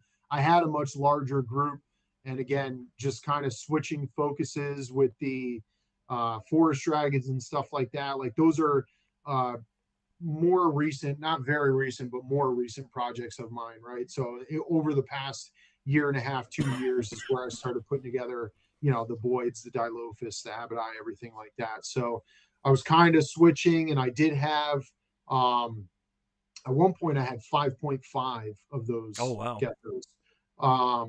And I wasn't seeing, so there was very little known. There still is very little known about them in captive reproduction and everything like that. But I think now it's a little bit more well understood and everything. But from what I was going off of, from what a very accomplished breeder had told me, is that they breed from the fall throughout the winter, right? And they'll take like a little pause, maybe dead of the winter, and then they'll pick back up from late winter into early spring, being that they're a true southern hemisphere reptile.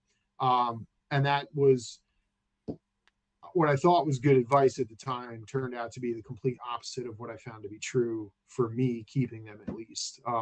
Mine did. So the first pair I had with those, I got them, I think it was early spring that I got them. So I thought it was towards the end of the breeding season. I kept them throughout the summer into the fall. I had them for a year and never got any production out of them whatsoever. That was the only pair I had. And then I really liked them though, and I acquired many, many more. And I had, I think, a 5.5 group, which I didn't exactly have room for. So I sold some. That's how Richie got that pair. But he's been producing them. Since then, though, I found out that they do and will breed from spring through summer, like your typical lizard that whether they were acclimated to our hemisphere, our Yeah, the seasons at biometric that point pressure and or everything that whatever. goes into it. Yeah, maybe that made the difference. I don't know.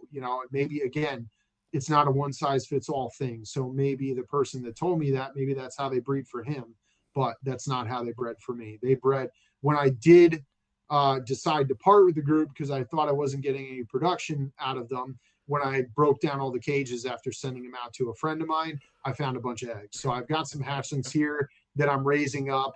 And, luckily the person who took on the group that I had is a very close friend of mine. So he's actually had a bunch of success because I sent him a turnkey project. So he's sending me quite a few of those juveniles that he hatched out back. So I should have a pretty decent. I want to have at least a 3.3 group back here working with those. They're amazing little geckos. They are unlike anything else. As far as the coloration on them is insane. They chirp. They sound like a strawberry dart frog, like little Oh, Lufaga. interesting. The way they chirp constantly, all the time, every night. You go in that room, and you'll hear them chirping, communicating with each other. But they're a really cool one. But yeah, he's that's awesome. I'm glad to see that he's had success with them. And I was gonna buy a couple pairs of those back from him. I probably still will if he's got any of them with him tomorrow. I might spend some money that I didn't expect to spend. So. So Yeah, we'll see. something really interesting is the fact going back to the Colodis is the fact that you were one of the first people to successfully captive breed them, so that would make them somewhat of a one of a kind reptile, right? A captive bred version of that species. So where did you find, I'm trying to figure out how to phrase it, like marketing them and being able to sell them, like what price, how did you come to the price that you were at when you first started selling them? Is it the same price? Have you increased as time goes on? No, no. So I won't say what I paid for them, but it was a fraction of what I sell them for now. It usually is, yeah. Yeah, and it was only because, right. So Well, again, it's like because you said, you started with nothing. I mean, the knowledge and the expertise and the time that goes into it. I know so many people, Tokay geckos are a great example, as they are getting a lot more common now, but still, captive bred is still somewhat of an obscurity. And people always get to me about, $175. I can go pick them up for 20, and I'm like, well, do it. Have a yeah, good time figuring it out and having to deal with acclimating a wild caught animal. And tokays aren't the hardest animal to acclimate, but for people that are inexperienced with acclimating everything that goes into that, you're gonna have a much better time with getting a captive bred animal. yeah, absolutely. I mean, is in their case, you can't get a wild caught one anyway. They are listed as endangered. They come from Sri Lanka, where um, Sri Lanka has not legally exported its wildlife since the late 80s. So I mean, and they're a more newly described species that was only described in 2014. So there's no information, like I said, on captive reproduction because I'm not sure it's truthfully ever been done before. But it's not a lizard that you could get as wild caught anyway. So I mean, your only option for them is captive bred. Um, again, different times way back when there was, Europe is a market, as we all know. Europe is a market for all kinds of reptiles that may or may not should be in the hobby. But anyway, I um, always wonder but where these ivory blue tongues popped out of nowhere in America now. And yeah. I'm like, Well, what? like I said, I mean, Where these guys come from? that's the reality of it. You know what I mean? But I think we all know that. But anyway, to that point, so yeah, I mean, like I feel like the price that I asked for them was justified, and I guess I'll break this up into a couple different points. So the first point I want to make is when you buy a reptile from me, you're not just buying the reptile, You get you're the buying my knowledge. knowledge as well, Exactly. because I freely share all the knowledge. And I do, again, one of your earlier questions, I do want to make it a point, even though for me it's like pulling teeth. I do want to make it a point to start putting all the information that I've learned and gathered over the years down on paper and make it more accessible for everybody. So I would like to start writing articles and stuff like that. Not necessarily care guides, but more in depth as to why and what, I've learned Almost like you about find these in species. published books versus your standard care guide that you Sure. see on the internet.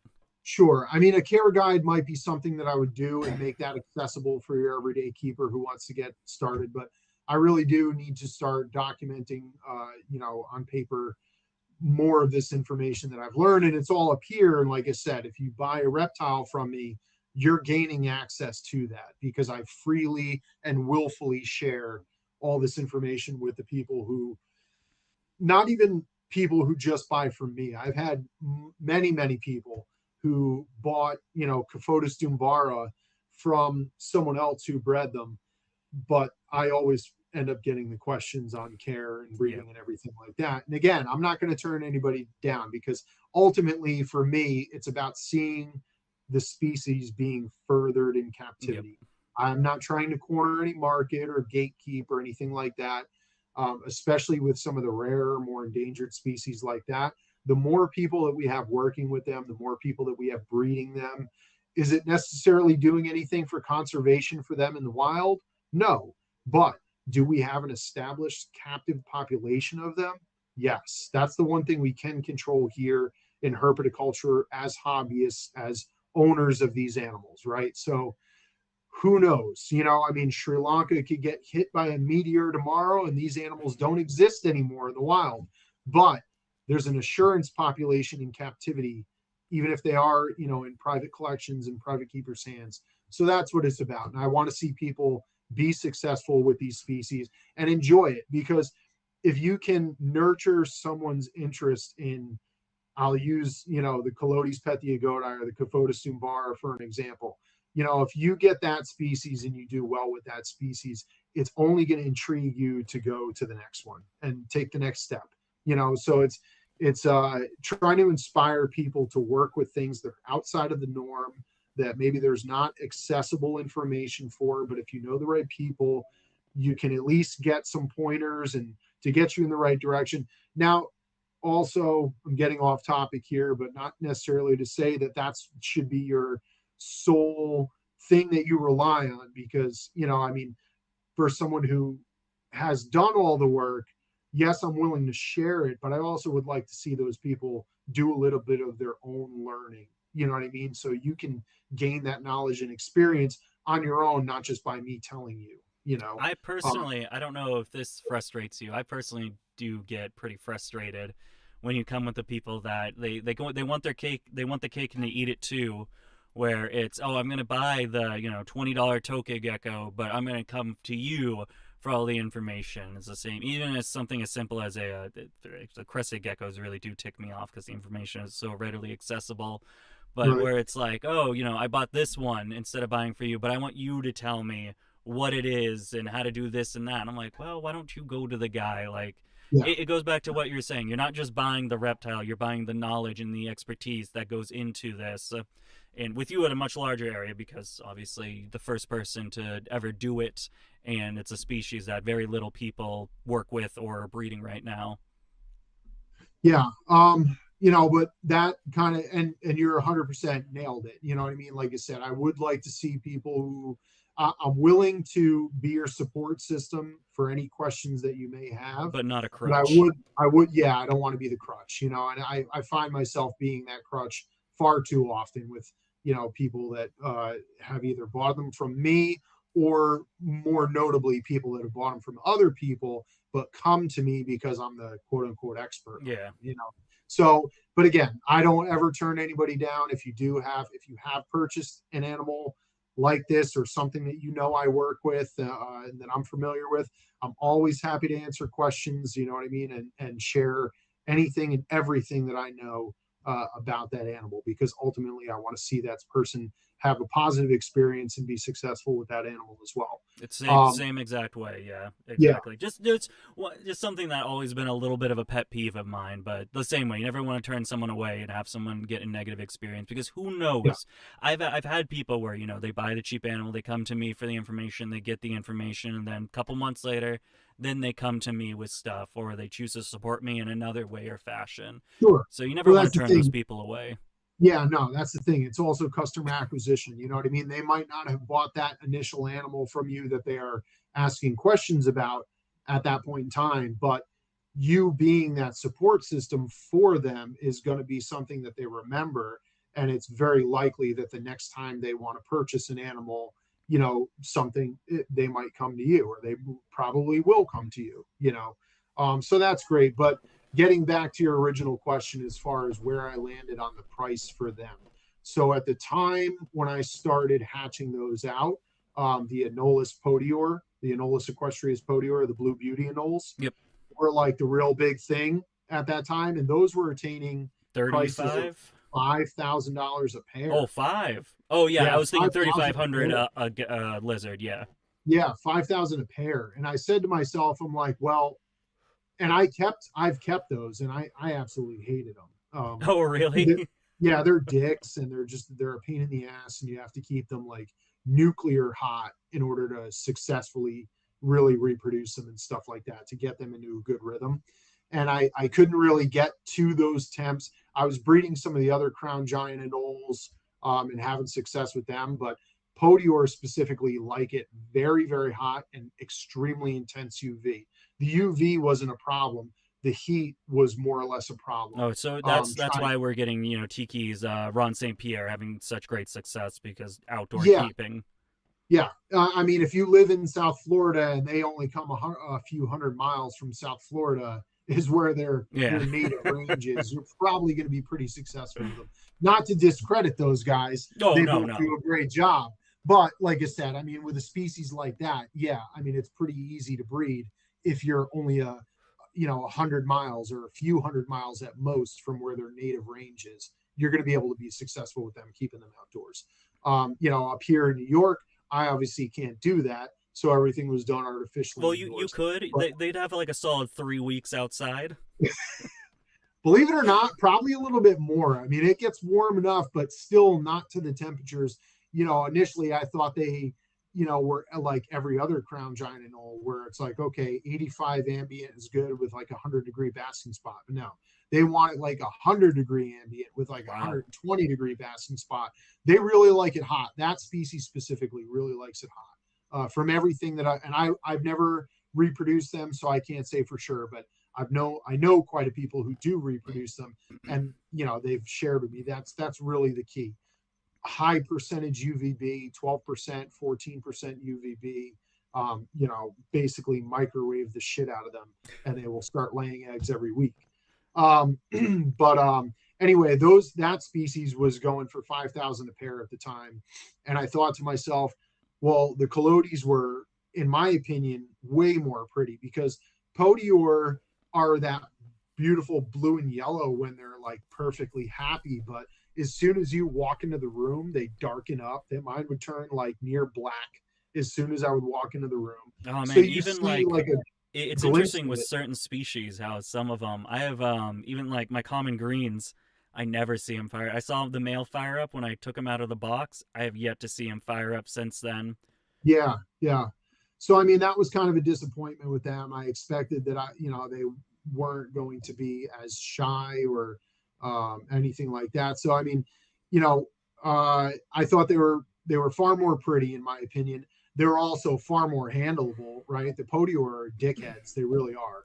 I mean, I know people who have podior that they can handle, but they've put a ton of work to get to that point. So the collodies, you basically, even if you never handle them, you can stick your hand in the enclosure, and that animal will likely come out of your hand, and you'll have a positive experience, a very calm lizard for the most part, in order for handling. So much more handleable, much more uh, pretty, in my opinion, way easier to keep, because you don't have to keep excessive heat on them. In fact, you don't really have to keep heat on them at all. Like, I don't provide basking spots per se for any of them. They have two T5 strips on top of all the adult enclosures, two 6% Arcadia UV strips.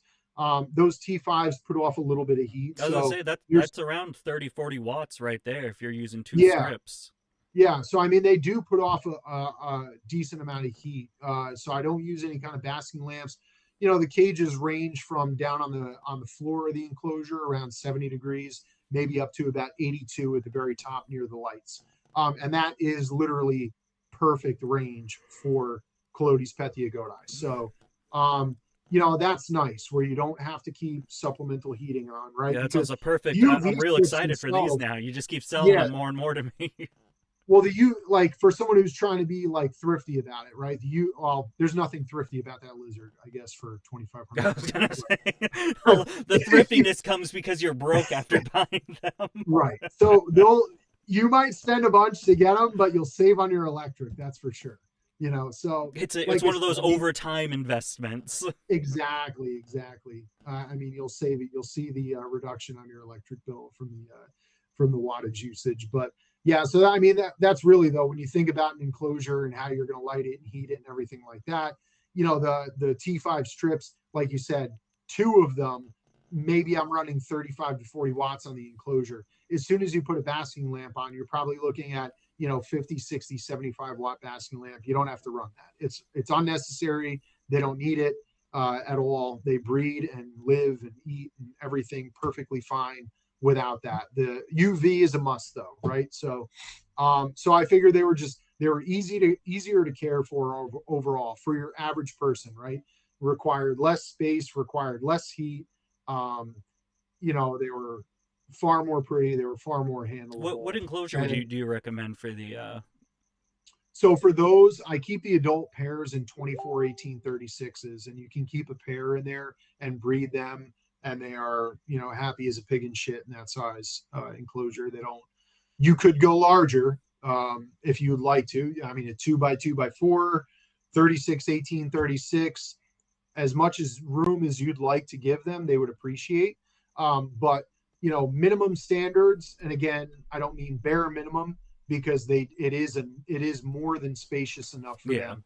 They're not a very large lizard. Snout to vent, you're looking at about 4 to 5 inches. I would say my biggest male snout to vent is 5 inches. His tail, total length, he's 17 inches. But it's there's a lot of 12 tail. inches of tail. Yeah. So and your average female snout to vent is like 3.5 inches roughly. And again, my females usually range from about 14 to 15 inches. Sometimes a little bit smaller, maybe 12 to 13.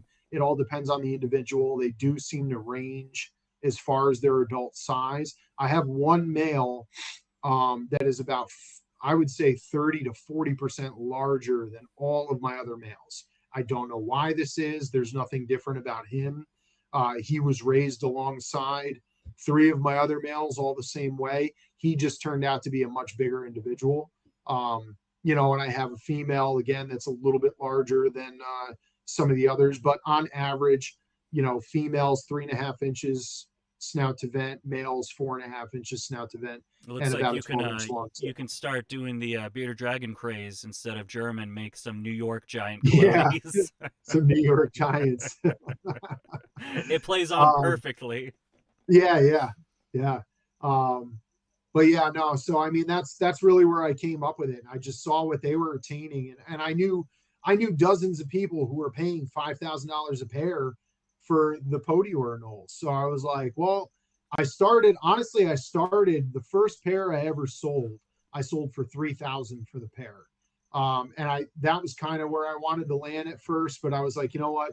I don't want to just I'm not trying to, make $1 million off these. There's no way, that's not happening anyway. You know what I mean? There's still, I do produce quite a few of them, but it's not like I'm selling them all at exponential prices and everything like that. But anyway, 2,500 I figured is what the market would, command and what seemed to be about right. And that's I've seen to hit it spot on. I may lower the price of them. So as of right now, the only reason I haven't is because number one, I have no competition, right? So there's just recently, as of like 2 weeks ago, been a third person now who has produced them. So the second person to have produced them on 2 occasions and then decided to move out of the cooler climate species and into the crown giant anoles. Okay. So he ended up parting with them, and I begged him and pleaded with him. I said, "Don't do it, dude." I'm like, "You're the only other person who's having success with them." And again, this was early stages in the breeding game with them. Yeah, that's Um, crazy. That seems like a really. Although you know what, I made the decision to stop investing in the Tokays and get into new cows, so I'm definitely not the person to say what is a smart business decision. But we all make mistakes, you yeah, know. that was I the mean, you live and you learn. You live and you learn. Um, Not that it was a mistake for him, but again, he had some warmer climate species. He was really getting into the anoles, the small bodied anoles, the crown giants. He wanted to try and streamline his process and just have stuff that all fit into the same, warm climate thing. So he decided to get rid of those. And he was breeding the Caphotis Dumbar at the time as well, too. So he parted with all that cool climate stuff and went into the warmer climate stuff. And so that left me and me alone in the game of producing those for about the past year and a half, how maybe two many are years. you working with? Just a couple of pairs, or have you Uh, upgraded it since then? well, so I started out with six originally, six unsexed babies. I was lucky that it turned out to be a 2.4 group. Nice. And I picked up a That's like male. perfect odds. Oh man, it was literally perfect. It was literally perfect. So the friend actually who I mentioned, who was the second person to produce them here in the U.S.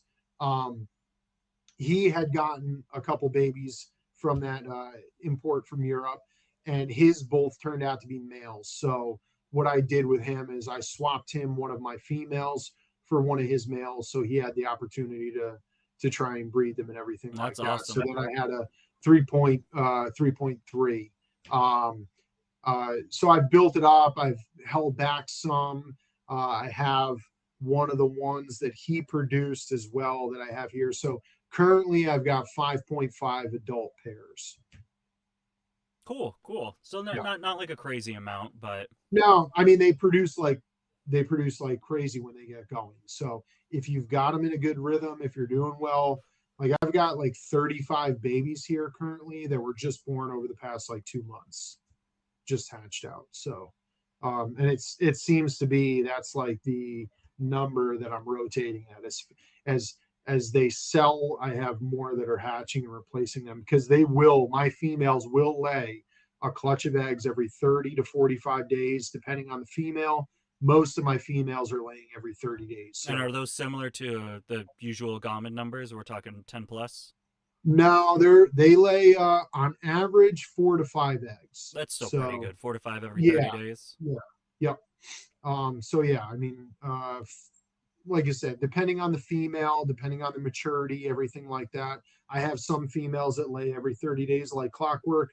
I have some that take, a little bit longer, 45 days. But they produce good. Once they get going, and as long as you've got a good rhythm with with your parameters and everything like that, they're very productive.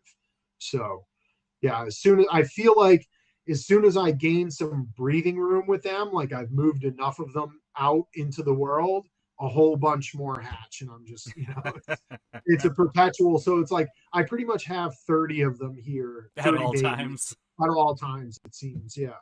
Yeah. But they're a great lizard, though. I really can't say enough about them. I really want to promote them even more.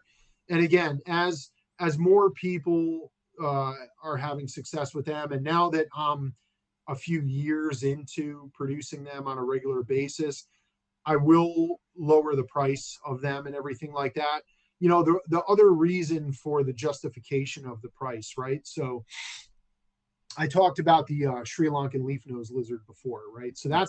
that's the lizard that really got me into agamids, because before that I was working with abronia, and I was breeding abronia. I kept and bred abronia for I would say a good 8 years at least. Most of that time, at least 6 years, breeding them, probably 8 years keeping them. When I decided that, Abronia weren't for me anymore, agamids are what I fell into. So, first I got some Natal's mountain horn dragons, which were incredible. But they're assholes once they get established. They're truly one of the nastiest lizards I've ever Really? kept. Yeah, they're super nasty, dude. I only know Super one nasty. person right now that has them. and I can't find them anywhere. That was definitely a species that I was interested in. A little bit of a bummer to hear because I love the. I don't know. Again, I'm just learning the Latin, but just the usual common mountain horns that come in. That's one of the things I absolutely adore about them is you can just put them on your shoulder and they'll just hang there. I can do my chores and just put them on my head and they just don't go anywhere. Yeah, probably Capra or Capra, Lepidogastro. Yeah, those are common and they're chill for the most part. they'll The hiss and stuff, but Natalier, as soon as you get them out, they just yeah, relax. Natalier are very different though. They'll probably bite your earlobe off if you Oh, got it sitting on your shoulder. Like they're not everyone is mean. Like I have a friend who I don't know how she does it. Her Instagram handle is the Reptile Whisperer. oh, Basically, that's any that's who reptile, that's who I that's who I'm like. Catherine. Yeah, Yeah, so Catherine. like She's the only one I know that has these guys, and I was like, yeah, where did you get them? Give me some. I don't know what weird superpowers that she possesses, but she literally is like the Caesar Milan of lizards, you know. So it's like she can any lizard that is not tame will like just melt in her hands. Yeah, So the name tag, the handle fits the what she does. absolutely, absolutely. But my experience with Natal's mountain horn dragons, they were total assholes. Like you couldn't get anywhere near them. They would charge me even when I would open the enclosure door, just for no reason at all, just because I'm there. Um, but anyway, like I dabbled with those for a while. I never bred those or anything. They're incredible. I still think that there's no one who's successfully hatched those out here in the US. Not to my knowledge at least. I know Catherine got a couple clutches. I don't think she was either they haven't hatched yet. I know she got some seems more recently. And another friend of mine, Maria Huter, if you know her, I know she got some recent clutches. I don't know if any have hatched or they just went bad, but personally, to my knowledge, I don't know anybody who's successfully hatched those in captivity here in the US yet. Um, It but seems to be anyway, a they were, big bummer with a lot of the species. I don't know. Again, yeah, I just have experience with the kappas, but yeah, it's such a bummer to see like the babies are so fragile and they don't really acclimate until months and months of keeping. And yeah, so not only it sucks from again as a business point of view, it's going to take me a year before I break profit. And how much can I market a kappa when the imports are coming in for 15? But then you also see people that they're not breeding them, they're getting I don't know if it's not really farm raised because they're in the States, but they're just gravid females that are laying eggs and they hatch them out. And I see right. these tiny, 2 week old babies. I'm like, these are all going to die in a week. Like, Yeah, you cannot put that much stress on this fresh hatched baby. yeah, no, they really need to get established before they're ever offered for sale. So, I mean, you're looking at months of raising them. I would say, if someone were to do it, It would be a a straight, purely passion project. yeah, I mean, you'd have to raise them at least 6 months before you could even think of offering them for sale. In an ethical manner. If like if you're It just going to seems flip them and it not seems to care be what the happens to them after they leave your possession, then that's one thing. But if you're someone who's dedicated to it and wants to see the person who's buying them be successful with them as well, you're looking at like 6 months plus before you can even release them. Like actually a close friend of mine, and this is pretty awesome, great accomplishment of his, is breeding like crazy the Gonocephalus chameleon tinus, or they call them the blue-eyed forest dragon, the blue-eyed crested dragons. It's the more common Oh, I love the Gonocephalus species. they've got the blue throat with the polka dots. No, it's similar to the abidae that I keep. They're just a much more common import. They're very cheap, $30-$35 import. I feel like I've If seen you them saw a before. picture, yeah, if you saw a picture, you would know immediately what they are.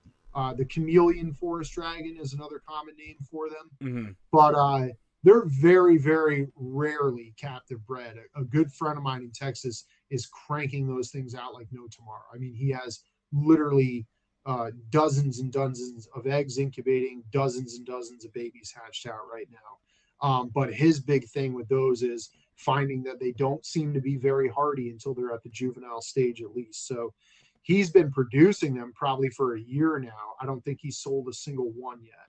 Every one that he's produced is still at his place, and he feels like they're a lot of the ones that he's got now are almost at adult stage, and he is trying to move some. But that's one thing him and I have talked about and stuff like the babies. He feels like they're way too delicate to sell in good conscience, knowing that the home that they're going to go to, that they're going to do well. I You know, so wonder. I wonder if this is something that could change for generational captive bred species.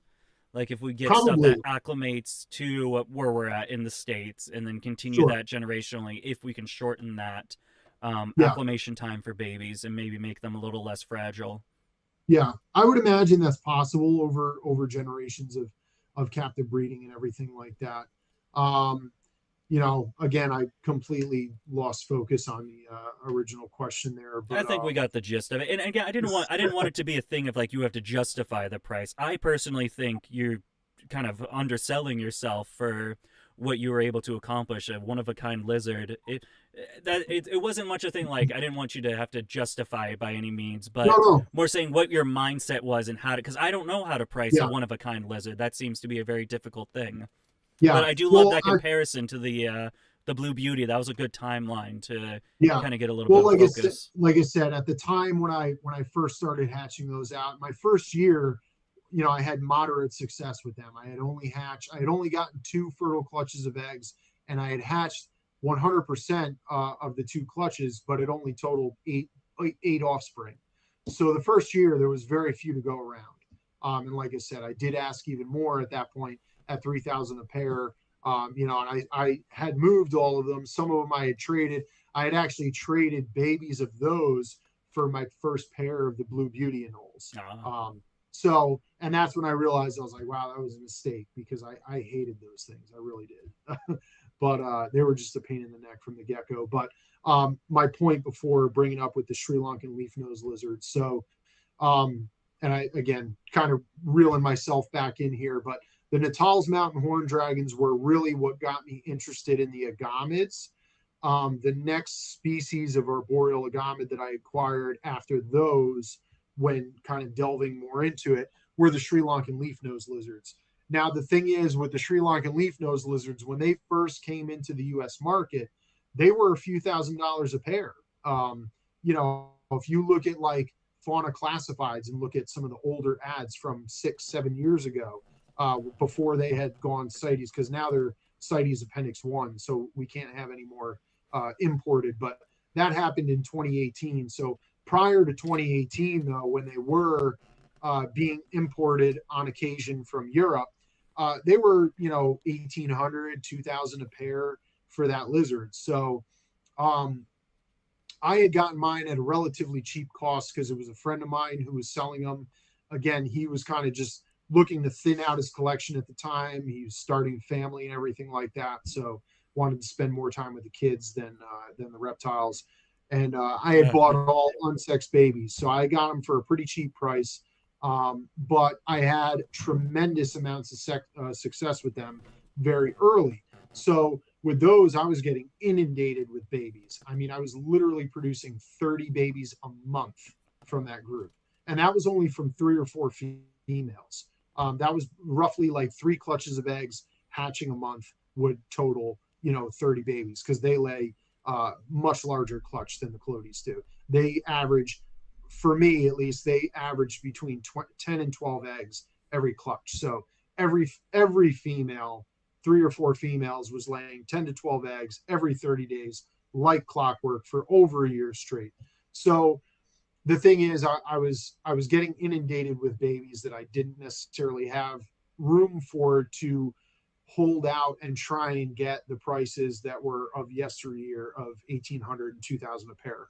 So when I initially started breeding them and trying to sell them, I was asking $600 a piece for an individual unsexed, and I thought that was, and it was actually a fair price for them, but the popularity for them wasn't there, right? Because when they're babies, they look very just kind of, plain. It's a small brown lizard that doesn't look much different than a baby brown anole, as far as color and pattern and everything like that.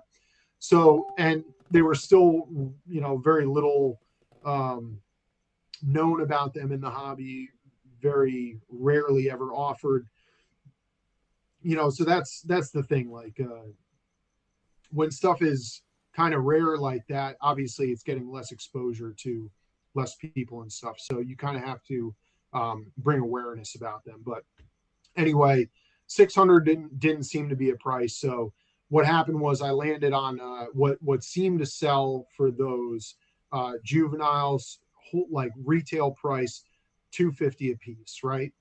And wholesale, I mean, because of the amount of them that I was producing, I was wholesaling them out to people who were buying like 40 and 50 at a time for $50 a piece, which is, if you think about it, insane, because they had already been listed as CITES 1. It's a critically endangered species.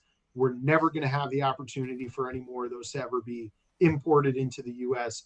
Yet I was producing so many of them that I could only get, on average, most of those babies sold for $50 a piece, because of the fact that I had so many and I needed to move them along, sooner than later. So that was the price that I got for most of them. And I would retail them at shows for people who were serious about buying them for 250 a piece or 500 a pair, usually as sexed individuals, not even as unsexed babies. So, but the thing that I think, and I learned from this, because again, for the number of them that I put out into the hobby over the years that I was working with them, there are hardly any of them left. And this is only, it's been a year now that I have not been breeding that species. And I know 3 people that still have them and are breeding them Oh, that's a bummer to hear. out of the 600-700 that I put out into the hobby. So it's unfortunate. So what I learned from it, and also listening to other podcasts, listening to more experienced herpers and stuff, people attribute a dollar value to the importance of a species, like you brought up before, capra, the Acanthosaura capra. You have to create a market around something in order for people to value it. And sometimes the price tag is what, triggers people to see importance in the propagation of a species in captivity. So I kind of learned my lesson with the Ceratophora, where I was like, okay, well, 250 was probably too low. Like even 600 was probably too low. Again, it's people see, oh, well, this reptile is 2,500 a pair. This must be really special. I'm going to take great care of it. Whereas this reptile is $30 or $50. It's expendable. You know what I mean? Like if it dies, I'll just buy another one, kind of thing. Yeah, we always seem to, and we always want to say that we treat every animal with the same amount of care, but when I do get this species from you, I mean, this will be up there with like my some of my Tokigeki mutations and some of my bigger perches like Leachianus. A little bit extra care does come into the species that I do spend upwards of 4 digits on, and that's just kind of, it's gonna be the way it is, right? Even if it's subconsciously. Yeah. Yeah. I mean, and that's the thing. And I realized that. And that's why I was like, well, I don't want people to take these for granted. You know what I mean? So because it is such a rare species, it's such a special animal. Anybody and everybody who's bought one of those from me, I could give you reference upon reference upon reference. They love them. They love them. It's they tell me all the time, it's my favorite species in my collection.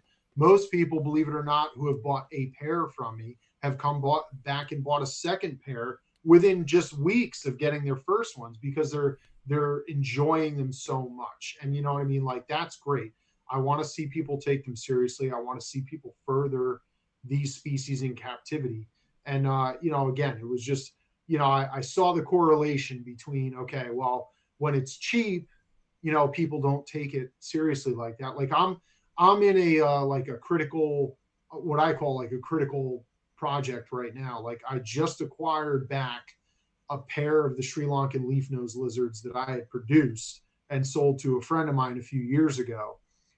So I just acquired an adult pair back, and I was actually caring for his collection, maybe a month or 2 months ago while he was away in Europe.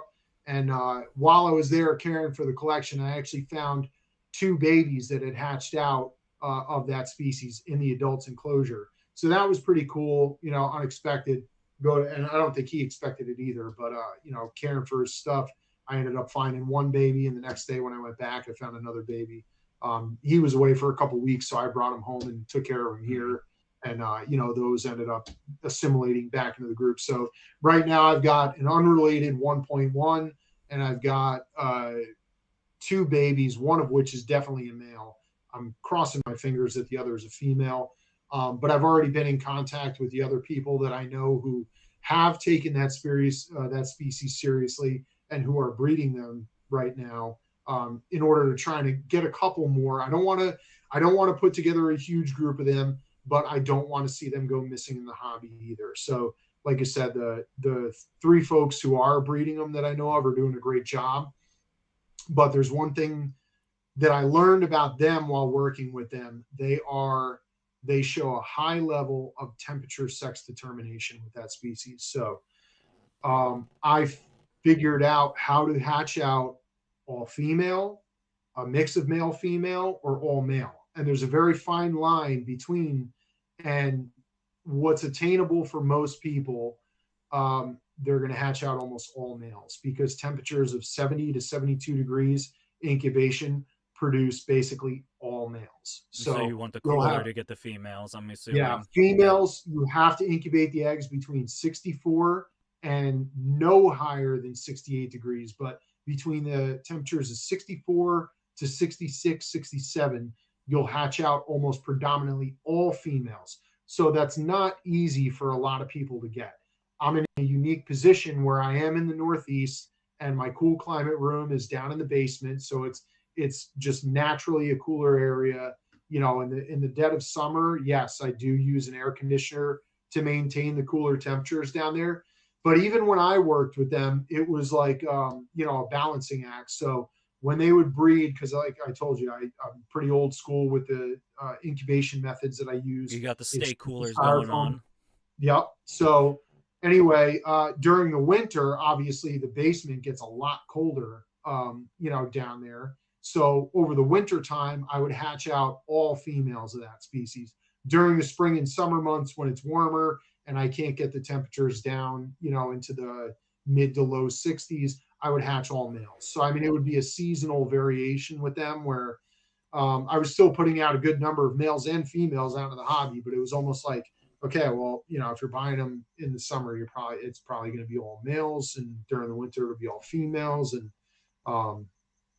because it's funny, like I know they do have some incubators out on the market that do heating and cooling. Yeah, the Wilbanks. Yes, which They're like $1,000. I'm probably going to invest in one of those, but again, anytime electronics are involved, it kind of makes me nervous. Like I feel like I have much more control over the situation, where I physically am either placing this cooler box in a certain area that I know stays within a different, a certain temperature range or something like that. I can manipulate the parameters the way I see fit, versus like, it always scares me with electronics. Actually, a good friend of mine, the guy I just mentioned while I was watching his collection while he was over in Europe. So he breeds, not to get too far off topic, but he breeds indigo snakes, Eastern indigo snakes. This was one of the best years that he's had in some seasons. So he had 19 eggs, and he had another friend of his that was maintaining the snakes while he was gone. So I was taking care of everything else, the lizards. He had some turtles and whatnot and everything like that. But I was maintaining everything else. I guess he just thought it to be too big of an ask for me to maintain the snakes as well while he was away. So he had another friend who was also a breeder of Eastern indigo snakes, taking care of those. He's got, artificial incubators, electronic incubators and everything like that. So the last day that I was going over to care for his collection before his return, the gentleman who was taking care of the snakes, I guess, was there the day before I had showed up to take care of the lizards. Now, these clutches were due while he was away. He was nervous about this going away, knowing that those clutches were near ready to hatch. So snakes were hatching while he was away. The friend that was caring for the snakes was pulling the babies and putting them in their little setups and everything like that. Well, he was careless one day and knocked the probe that was actually attached to the wall of the incubator outside of the incubator. So the last day that I showed up to take care of the lizards, um, he had asked me, he said, hey, so and so can't make it to the house. He was going away himself. Would you mind seeing if any more of the indigos have pipped or hatched? I said, sure, no problem. So, I was taking care of other stuff that was in that room with the incubator anyway, but I immediately noticed something was wrong because I show up, it was a plexiglass front to the incubator, and it And was it was fogged completely over. covered with, Yeah. no, not fogged over. There was water Or dripping condensation, so sorry. much, so much that it was actually leaking through the seal and created a puddle of water on the floor underneath. And I knew immediately something was wrong. So I opened the door to it, and it just a blast of heat came Yeah. out, hit me in the face. I temp gunned it. It was 107 degrees inside the incubator. So basically, every Eastern indigo snake, egg that was in that incubator got cooked. I think it was some odd like 12 eggs or more. I mean, Oh, you do the math. They go for $1,200 to $1,500 a piece. That's $15,000 to $20,000 worth of money that he was out, and also a loss of the eggs, which I know he poured a ton of time into. Like that was the best season he's had in quite a few years. So it was a real kick to the balls when that happened. But like I said, using a styrofoam cooler with no heating element, no cooling element, I'm not going to run into that issue. Like, yeah, maybe the room might heat up, but I mean, I'm home most of the time. The other thing that I do is also I line the bottoms with cryo packs to help to mitigate keep the that at temperature that swings. roughly 70 Like, degrees. so God forbid it does go through, like, okay, somehow I forget to open the windows or the doors or the air conditioner is not functioning properly.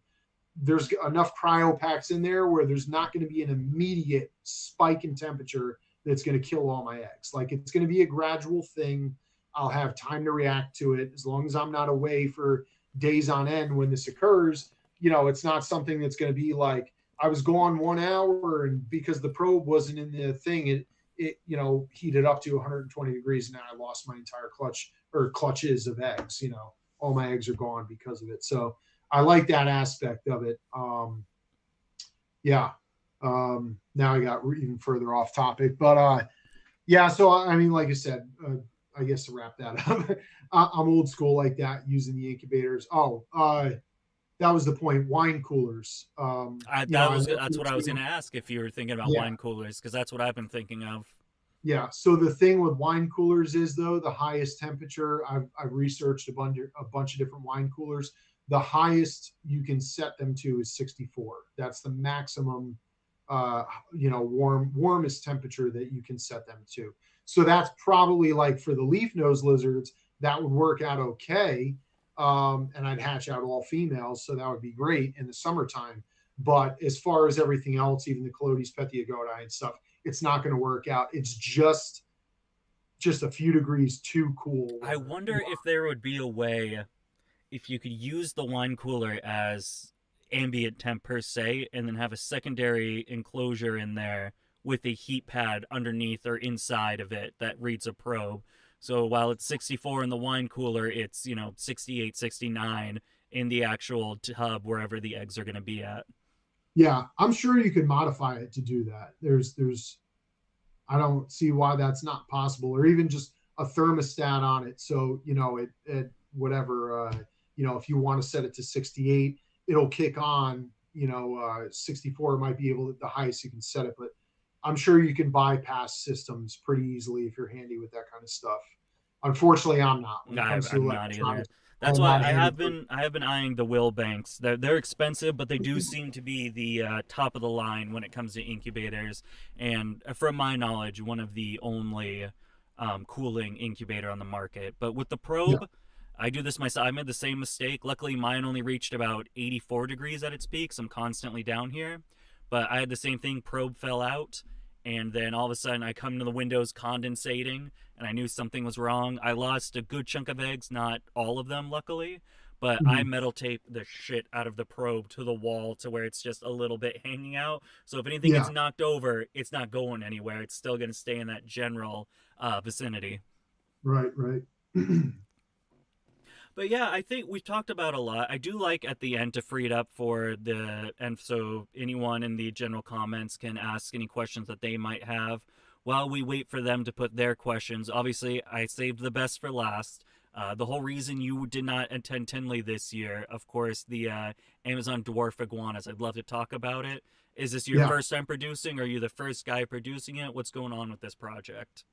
Yeah, so this is my first time producing them. I am not the first person to produce them in captivity. My friend Cody Bryan, as I put in my post on Facebook and Oh, Instagram, yes, yes. he you know I won't say beat me, but he beat me by about a month.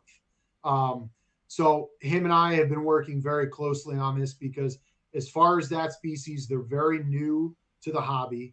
As far as I know, they have only been very sporadically small handfuls of them coming in at one time out of Peru for maybe the past year and a half, probably about a year and a half because I've been working with them for at least a year and a half now. But I did get some of the very first group that ever came into the country, and it was actually by chance. I didn't want them. I didn't had no interest in them. Armin had gotten them actually, and Armin and I were doing a trade for the Lophosaurus dilophus that I had. He had the first three that I acquired. I actually got from Armin.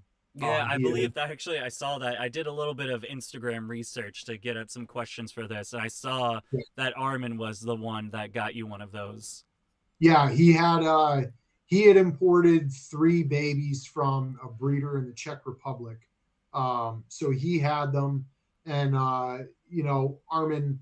Some things stay with Armin, some things go when he gets them. But he had intentions to keep those, but some switching of focuses and stuff like that. So we worked out a trade, and the trade that he was getting from me, the value far exceeded what was or not far, but over exceeded what was our trade for those Dilophus. Those were the main thing when that trade was going on, where I was trying to get the Dilophus, and he was like, "Hey, I have these Anelioides laticeps is the Latin name for them." He's like, "I have these. Would you want them?" I'm like, "I don't know, man." I'm like, "They're an Amazon, animal." I'm like, they got to stay hot. They got to be kept hot and everything like that. Again, I didn't have a room set up at the time that was like dedicated to warmer species or anything like that. So I was like, I probably don't. And I was like, "How are you keeping them?" He's like, "Honestly, I have them in an 18, 24. I'm keeping them very simple and just at room temperatures." He says, "I have one UVB strip on top of them, and that's it." So I was like, "Really?" I was like, "Can you just temp gun it?" Because he said they were doing fantastic for him. He's like, they were wild caught imports, but he was like, "They're eating, they're doing well." I said, "Okay, can you like just describe in more detail the parameters that you have going on for them?" So he literally sent me pictures where he was temping the ground. The ground was 70 degrees, and he was temping the top of the enclosure, and the top of the enclosure was 72 degrees. And he's like, "They seem to love it at room temperature." I'm like, "Okay, well, this is a species that might fit like my Yeah, what you got going environment on? that I've got going on here." I'm like, so I was like, "Yeah, sure, fuck it, I'll try them. Whatever, send them." So he sent me a 2.1. I got them. Initially, I was like, "These are stupid. I don't like these at all." like, and my friend Cody said the same thing. He was like, "Yeah, I don't know, man." He's like, I'm not." He's like, I like them. They look really cool, but he's like, "I don't really love them." And I'm like, "Yeah." So neither one of us did. Um, that quickly changed though. They are incredible lizards. It's like a Shinosaurus of the trees. Behaviorally, if like the Shinosaurus is the Chinese crocodile lizard, so I mean like behaviorally, they're like an arboreal, semi-arboreal, semi-terrestrial Shinosaurus. And what I mean by that is, you know, they're also called Amazon forest dragons. That's one of their common names. Mm-hmm. I would consider them a true forest dragon, not really, because that's usually restricted to more of like agamids, and they are not. They're in the family Hoplocercidae, which is like a branch off of iguanas. Um, but anyway, behaviorally, they act very much like a Shinosaurus, where they sometimes will sit in one place or on one branch for days on end. And it very, if you've kept Shinosaurus and you keep these, you will see the similarities, right? Just a lot about them is very much like a Shinosaurus. Do you keep the so every time I've seen Shinosaurus, I've seen them in pladariums. Is it the same way? Are you keeping in pladarium or no, just a no, vivarium? these are forest dwellers, but they do live in close proximity to streams and stuff like that. Well, in Small, the Amazon, I feel like everything in the Amazon is going to live in close yeah, proximities. absolutely, absolutely. But they have, this species definitely has, and all wood lizards. There's a lot of common names for them. Wood lizards, dwarf iguanas, forest dragons. There's a lot of different common names for them, but the greater family of wood lizards that they belong to all have a pretty strong relationship to water, it seems. So Interesting. these guys will frequent water bowls. If you can put some kind of running water feature into their enclosure, it is beneficial to them. A water Is this bowl is, the for the dwarf this is iguanas? for the dwarf iguanas that Okay, we're talking okay. I just want to make about. sure. So like if you put, like I've found on Amazon, these little fountains, Reptizoo I think was the originator of them, but now there's all knockoff brands like Way Cool and stuff. But it's a small unit, maybe about 10 inches tall, like 4 inches by 4 inches, and it's just got a small round opening in the top with some fake foliage in it where the water just comes down and trickles over the foliage. They love it. They absolutely love it.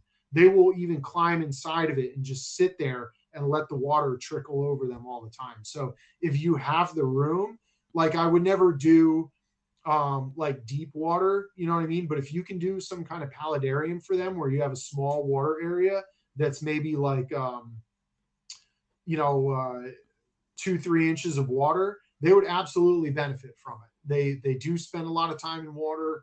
They would appreciate the hydration, everything like that.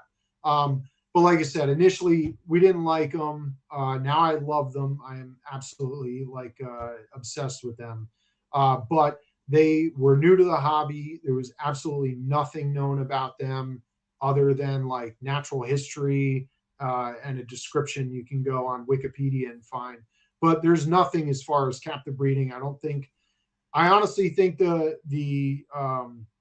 one that well, he's produced 8 now, but the one that my friend Cody initially produced might have been a world's first. I heard some rumor that someone had hatched one in Germany, but from the parameters that their incubation temperatures and duration went, I don't believe it, because they said 90 days at 78 degrees Fahrenheit, and we've already proven that 78 degrees Fahrenheit, the babies die inside the egg. Yeah. It's too hot. It's too hot for them. And I mean, I was at 226 days before the first one pipped. My friend Cody, who hatched out the actual very first, that was at 237 days before that one pipped. So I don't see how, something can be something that takes that long can be hatched within 90 days It at seems with higher most temperatures. agamids, that's kind of the key thing is going to be around that 180 to 200. Yeah. Well, again, these aren't even agama. These are a Oh, right, hopasur. right. My So mistake. Yeah. these are kind of something totally different. They're not a true iguana. Yeah, They're not agama, branch off the iguana. My even bad. though they're kind of like a combination of the two, really. I mean, what I would consider, they're very close. Like I said, behaviorally, they act like a Shinosaurus, but just everything about them, they seem most like a mountain horn dragon. Very similar to a mountain horn dragon in appearance, Yeah, now you everything make me like want to that. get some. How much are those Oh, babies? dude, they're cool as shit. I don't know. The ones that I produce are not going to be for sale. I'm holding every last one of them back. I have 2 gravid females out of my group because I do have a 3.3 group that I'm working with. I have 2 females that are currently gravid. One of the females is more of a recent acquisition, and she's still in quarantine. I've had her for a few months, but these lizards take an immense amount of time to acclimate. They're very hardy once they are, but they don't seem to prefer change in environment at all. So it takes them, once you set them up as wild caught, right? We don't have any captive bred to go by yet, but as wild caught, it literally takes them months to settle into their habitat. So they Interesting. might not eat for, you know, the groups that I had initially didn't eat for like the first month and a half that I had them. I was pretty worried about them. They lost tons and tons of weight. And then one day it was like they just got comfortable in their surroundings and then started to feed. They gain, trust and everything like that, I guess, over time. But even moving like established ones from an enclosure that they're doing great in into a bigger, newer, beautiful enclosure throws them off. They're going to go into hiding for a month. You probably won't even see them, but they will live. They're super, super hardy. It's just they're such a weird lizard. That's what I mean as far as like behaviorally, like a Shinosaurus. Like there's not many other lizards that I know of that can literally hide out for a month and be fine. It's like their metabolism just shuts off, and they might lose some weight, but they're not going to die. It's very weird. But anyway, so Cody was the first one to truly hatch out, the first ever U.S. captive bred. And then last week, when my clutch started hatching, he also had a clutch of 7 after that. The first one was a single. So it was a clutch of, I think, 5 or 6 eggs. But initially, when we got them and we both got eggs from them, we're basing our incubation temperatures and methods off of nothing from them, but just other species that may have been bred in captivity that are from the same area. So like he was breeding Anolis transversalis pretty readily at this point, which come from the same area. They came in the same imports and everything like that. Those, he's having great success incubating those eggs at 78 degrees, right? So these, we kind of figured, okay, well, they're from the same area, same forest, everything like that. Let's try 78. 78 turned out to be too warm. Babies were dying in the eggs. The first 2 clutches of eggs that he got, the babies were fully formed inside. They died in the egg at 200 days or whatever like that. So I knew immediately. I was like, okay, temperatures are too warm. We got to dial it back. So, and I actually had the clutch of eggs that hatched here. I actually had those up in the warmer room, and they were averaging between like 74 at night to like 80 during the day. And as soon as like he told me, he's like, oh man, this first clutch of eggs all went bad, and they're all fully formed and dead in the egg. I ran upstairs to the warmer room. I grabbed that incubator, brought it downstairs to where all my other stuff is, all the cooler climate species. So 74 is kind of what we landed on. I mean, this is all still like, we don't know the threshold yet. We don't really know 100%, but 74 or cooler seems to work well. So since changing that, luckily I was in the, maybe the first like month or 2 that those eggs were incubating at the warmer temperatures. So they could handle it, obviously, because they hatched. But I guess once the baby gets, more towards the end of the duration, they can't handle it that warm anymore. So they've been hovering between like 70 at the very low to like 74, 74.8, almost 75. And I actually just had the last 2 eggs from that clutch emerge today. So I did have 100% success rate on that very first clutch. Awesome to hear. 5 out of 5. I was super stoked with that. But yeah, there's a lot to learn about those. But again, they've never, that's something that we literally, I spent countless amount of time, hours, us just spitballing different ideas back and forth. And we've learned so much through the process about them, and so many things that the eggs need or don't need to incubate. And there's still a whole lot to be learned. There's probably more questions that were raised through what we learned than there was things that were actually like figured out. Like, okay, this is concrete. No, it's like there's so many new questions. I know both of us are going to play around with some of the different parameters as far as duration of incubation, temperature, humidity, different incubation methods, whether like doing it like a Europlodus egg might be the best approach, where you put the eggs on dry substrate, but the container that they're in is super fucking damp. So that might be something that I want to play with, because what we figured out, and this was a mind blower. This truly, I've never experienced anything like this. This absolutely fucking blew my mind. I didn't believe him. I thought it was coincidence until I was able to recreate the same findings here. So we're on the phone one night, and he tells me that he pulled the lid off the incubation container, for the clutch of eggs that he had, right? Um, this was not the first egg. This was, like I said, the clutch, the first egg that hatched, the majority of those eggs went bad. There was only one survivor. That was the first one hatched. The second clutch, he had pulled the lid off of and just left it exposed to open air over like during the day. He estimated about 8 hours from the time he was in the reptile house working until he left it, about 8 hours. He left the lid off the incubation container. The next day, those eggs started to sweat. Now, he was at 237 days of incubation at that time. And I'm like, that was coincidence, dude. I'm like, there's no way that you just leaving the lid off and exposing them to open air in such a short period of time triggered them to hatch. I'm like, 8 hours of a dry out period, that is not going to make a difference of anything. You know, if you're talking days or a week of letting the eggs dry out, I'd be like, okay. But to have that immediate response, I'm like, there's no way. It was just coincidence. They were due to hatch. You just happened to do that. So just for shits and giggles, I was like, you know what? I'm going to do it. So the very next day, and now, mind you, we're at different intervals here. I was at about 220 days at that time.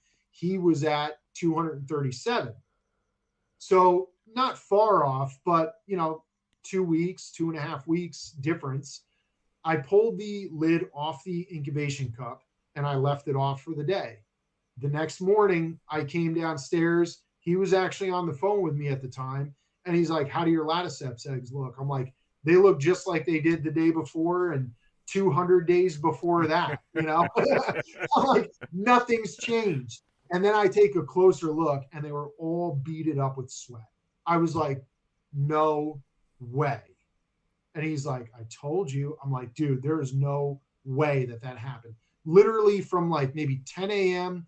to like 8 p.m., I had the lid off the container and I just let it expose to open air. The next morning they were sweating and it was crazy. And it was the day after that, the first one picked its egg. So wow. It was just mind blowing. Now he's hatched out another clutch since then at 180 days where he pulled the lid off and they've all hatched already. The next day they sweat and they hatched. So there's something to do with a dry out period. I'm still trying to figure that out. That's what I mean. This whole thing I've never heard of that before. Because I've never heard of that before. Never heard of that. I know, a friend of mine breeds Polychrus marmoratus, they're not the Peruvian, but the common monkey lizard. I don't know. Do you know Roy from Project Herpetoculture? I follow him, but not personally. Wellspring Herpetoculture. He's had a lot of success with the common monkey lizard, which was another one, very common import, but never bred in captivity. Those eggs have to go through a dry out period of like drying out, rehydrating, drying out, rehydrating. These seem to be different. Whatever it is, the exposed airflow, open air, triggers them to hatch. So there's got to be some kind of dry out period in the Amazon rainforest, whether it's like, it's a rainforest, so there's no true. Yeah, that's what I was gonna say. Maybe where the females choose to lay the eggs is a little bit more secure. So I know for mine, the first clutch, the female actually, I had a 10-inch round cork tube that I buried subterranean in the soil. So it went down like 12 inches into the soil substrate, kind of at a diagonal to mimic like a tree hollow, fallen tree, rotted log kind of thing. Because I did read that they will utilize burrows and hollowed logs as hides and stuff as retreats. So that's what I put it in there for initially when I was designing the enclosure. But that's where she chose to lay her eggs. So when she did, she dug that out. She laid the eggs. So maybe they're laying their eggs in spots where it's not quite as damp, like it's sheltered from the rest of the environment. And there is rainier seasons in the Amazon than there is, and then there's some drier seasons like currently. But you're going to get some sort of a microclimate inside, sure, like a tree trunk burrow versus just the ground of the Amazon. Yeah, sure. So, I mean, maybe that's the key. Which would also explain the lower temperatures as well. Yeah, yeah. I mean, because if you look, like I monitor localities from a lot of the different species that I keep, right? So one locality that they're found in is Loreto, Peru. If you look at the weather in Loreto, Peru right now, it's in the mid to upper 90s during the day, sunny, but it will drop to the mid 60s at night, right? So, which is a huge temperature swing. You know what I mean? 30 degrees, we're talking, and right now it seems to be a drier part of the year, where like it's showing like if there is rain, it's like a 40 or 50% chance of a passing thunderstorm throughout the Hmm. day. So I don't know, there's got to be some kind of correlation. If you read, Wikipedia, or that's really the only literature that's out there on them, but if you read Wikipedia, it says that they breed year round constantly. I haven't noticed that. I noticed that they breed for me, and I've seen it with multiple pairs, all at the same time. So initially, when I first had them breed, like the clutch of eggs that just hatched were laid in February. They were laid February 29th on Leap Day. Um, but anyway, so earlier in the winter, January, February, I saw breeding with the pairs. I saw nothing all summer long. Then I saw over last month, September, I had breeding with two different pairs where for about 2 weeks straight, they were locking up every single day. And then now, nothing. They've both gone into hiding, both pairs. They've like retreated into the cork tubes. I haven't seen my males in over a week. The females come out to eat, and that's it. They're a very weird lizard, very just strange behavior. A lot of mystery surrounding them as far as how to, what are we providing them? Are we doing it the right way and trying to crack this code? But I mean, we're obviously on the right track. If we're getting hatchlings, we're on the right track. So that's a great start. But there's still so much to learn about them, and I'm like just enamored by them. They are, and if you see one in person, I didn't think that they were like a super showy kind of lizard. They have gorgeous colors when they're fired up and everything like that, and they're usually fired up. But I brought initially one of my when I first got into them, I wanted to move. I had three pairs. I didn't necessarily want three pairs. So I brought one pair to a show, to the White Plains Expo, Hmm. and it was amazing how much attention that those two lizards got. I didn't realize, like, people were like, "Oh my god, these are so cool looking," because they have these big fat heads on them.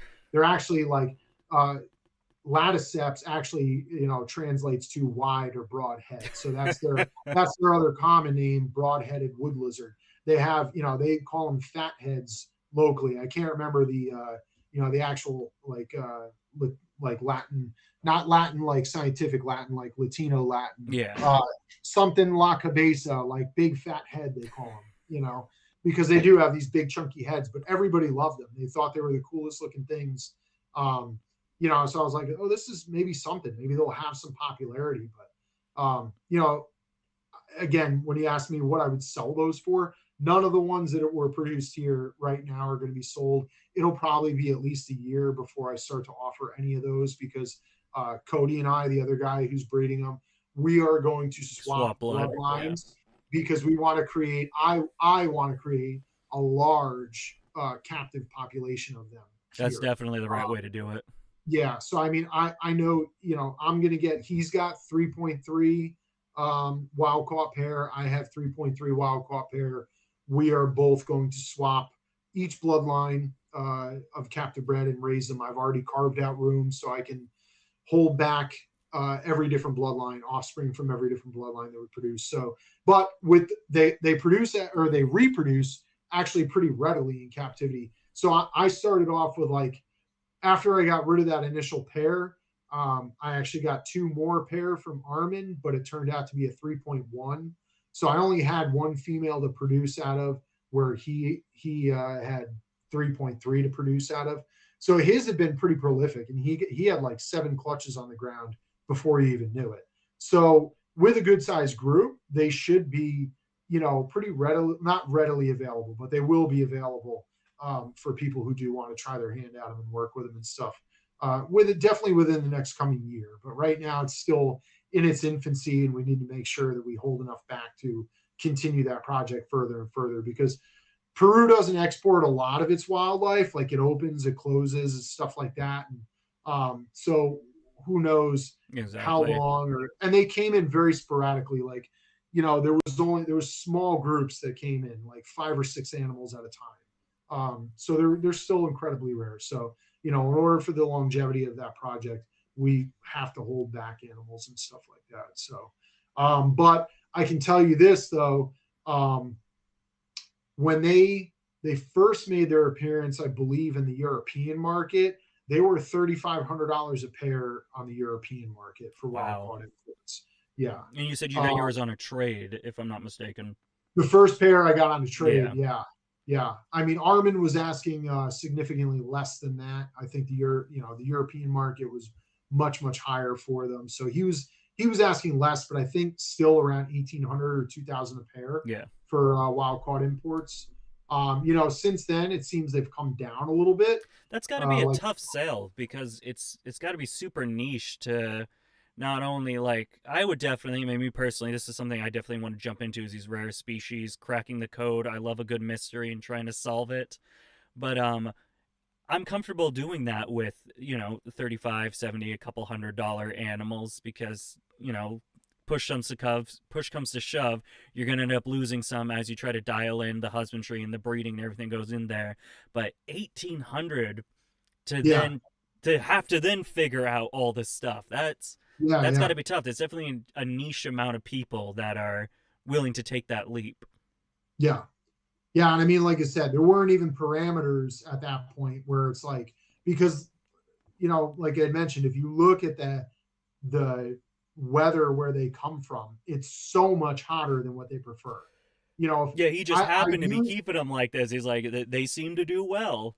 Yeah, I mean, that's really the only thing that kind of led me to believe, like, okay. And then if you read about them, I mean, you'll read some contradictory things. I think I found one piece of literature that says that they are sun-loving lizards, sun-loving animals.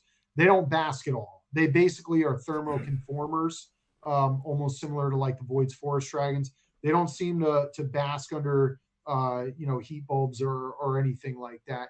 They basically like ambient room temperatures. But again, like I told you, I use my weather app to monitor a bunch of different localities for a bunch of different species that I keep.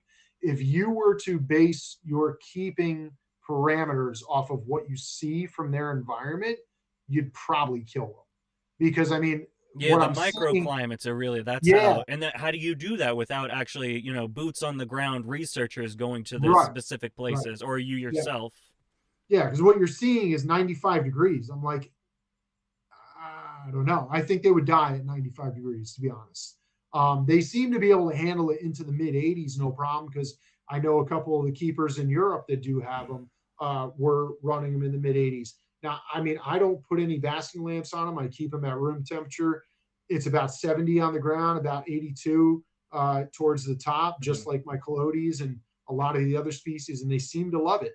I mean, I've had breeding, I've had eggs, I've hatched eggs. So I'm sorry, you're doing that with the UVB or yeah, just oh, okay, UVB. you just UVB. Gotcha, gotcha. Just UVB on them, no basking lamps. Just because that room has all very similar species in it, so the parameters for all those enclosures are pretty much guided by what is in that room. Yeah. They're all very similar. So, but yeah, I mean, I would have failed if I would have just gone off of what I saw on localities that they're found. I probably would have failed with that species. They probably would have died because I would have tried to kept them much hotter, and they don't like it. Doing a little bit more in-depth reading, I was able to find that they really are like a closed canopy. They never really go out into the sun. They're more of like, if they do find themselves, it's like a dappled sunlight, but it's a thick understory, closed canopy rainforest that they come from, and they are more terrestrial than they are arboreal, right? So I mean, Interesting.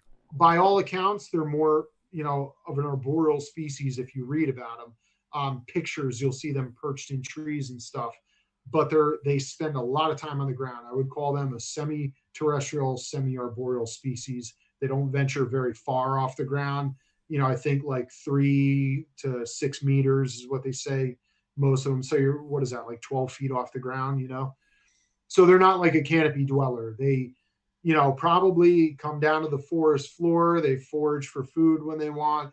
They sit in a single position still for very long periods of time.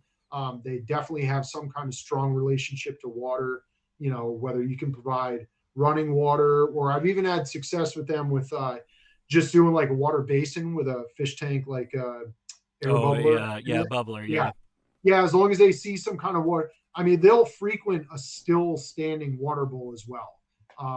So I've had no issues with just doing a water, a good sized water bowl that they can get into and soak in, because they will soak for hours and they shit in water all the time. That's like, that was like the other correlation is Shinosaurus, because the Chinese crocodile lizards only defecate in water. They do not defecate on land. And I think that's basically just to keep predators off their tail, Yeah. because they are such a sedentary species that will sit in the same spot for so long. If they were shitting anywhere in the vicinity of wherever they're hanging out the majority of the time, you're going to give your position away to predators. So I've noticed with the Annelioides, that is their preferred place to defecate as well. So it's, water bowls, they almost never shit on land, which makes them great for, Easy for cleaning. terrarium captive. Yeah, easy cleaning. They shit in the water. I change it daily anyway. So, it makes it easy for me. But, yep, Awesome, man. interesting stuff. I think we actually only got one question, and it does have to do with the dwarf iguanas. Cool. Royal and Knowles asked, "How long do you think they live?" I asked because I was speaking with Cody at one of the shows, and he had a couple at the table, and I think they're going to be one of the few non-anoles I work with. Royal Knowles works with a pretty large variety of anoles. Yeah, I think he's mistaken on the species though, because, um, I might also be mistaken. The species wasn't listed. I might just be miss. yeah, no, yeah, there's that definitely wasn't the dwarf iguanas, because like I said, neither one of us have offered, besides that one pair that I brought to the White Plains show. I know Cody hasn't offered any for sale. So maybe he mistook the species uh as No, no, what they no. were. But He also thinks. I think we are all mistaken. So it might not have um been the dwarf iguanas. Do as you happen far to as know the long age though? No, no, I mean there is nothing to go off of. But as far as the longevity of them, my personal opinion is going to be that they're fairly long lived. Right. So I have another species of dwarf iguana that I think are the only two, and I'm positive that they are the only two in the U.S. Unfortunately, I believe that they're both female, and I probably will never have an opportunity to get a male for them. So, but anyway, those I know those have actually been in captivity for at least 6 years, 7 years. They were imported as like subadults from Europe pre-COVID, well before COVID. So they're probably going on 6 or 7 years old, and they're not showing any signs of slowing down. I think just because a lot of cooler climate species live longer. You know what I mean? Yeah. Most of them. This is not like rule of thumb, but most of them, because everything about them just takes longer. You know what I mean? Longer to mature, longer to gestate babies. The a lot of the cooler climate stuff is like that, with the exceptions of some, like the ceratophora and the calotes. They are definitely an exception to that rule. The ceratophora are kind of a live fast, die fast kind of species. 3 to 5 years is what I've seen with them for heavily producing females and stuff like that. The calotes, I think, they can. I have females that have been producing for 5 years and they're not showing any signs of slowing down. So I think they could probably do 10. For the Annelioides, the dwarf iguanas, I fully believe 15, 20 years is probably not out of the question. That seems to be a pretty good average of most species when we're talking about cooler lizards. Yeah, yeah, yeah. There's just something so prehistoric about them, and a lot, like I said, it's a lot of animals like that, like similar to them, are fairly long lived. So I think 15 to 20 years is not out of the question at all. It might depend on the species as well. But I could see the Laticeps attaining 15 years of age pretty easily. That's awesome, man. It's always gotta be tough. I know I have a friend over in Florida and she's trying to breed the again, Latin's not my forte up till recently, but true giant butterfly agamas. So Yeah, they always get Gutata. imported as the subspecies are different and it's not like the true giants. And I Yep. believe it's one or the other. She either has a male or if I believe she has a male and everyone else has males. No one has found a true female yet. And that's been like the Yeah. frustrating part because Yeah. I believe they don't live as long as we would like. So it's kind of like a race against the time to try to Yeah. get some captive bred availability over here with them. Yeah. Yeah. I wasn't aware of that. Those are awesome. I think it's Leptotira, if I'm Yeah, yeah. pronouncing it, Gutata.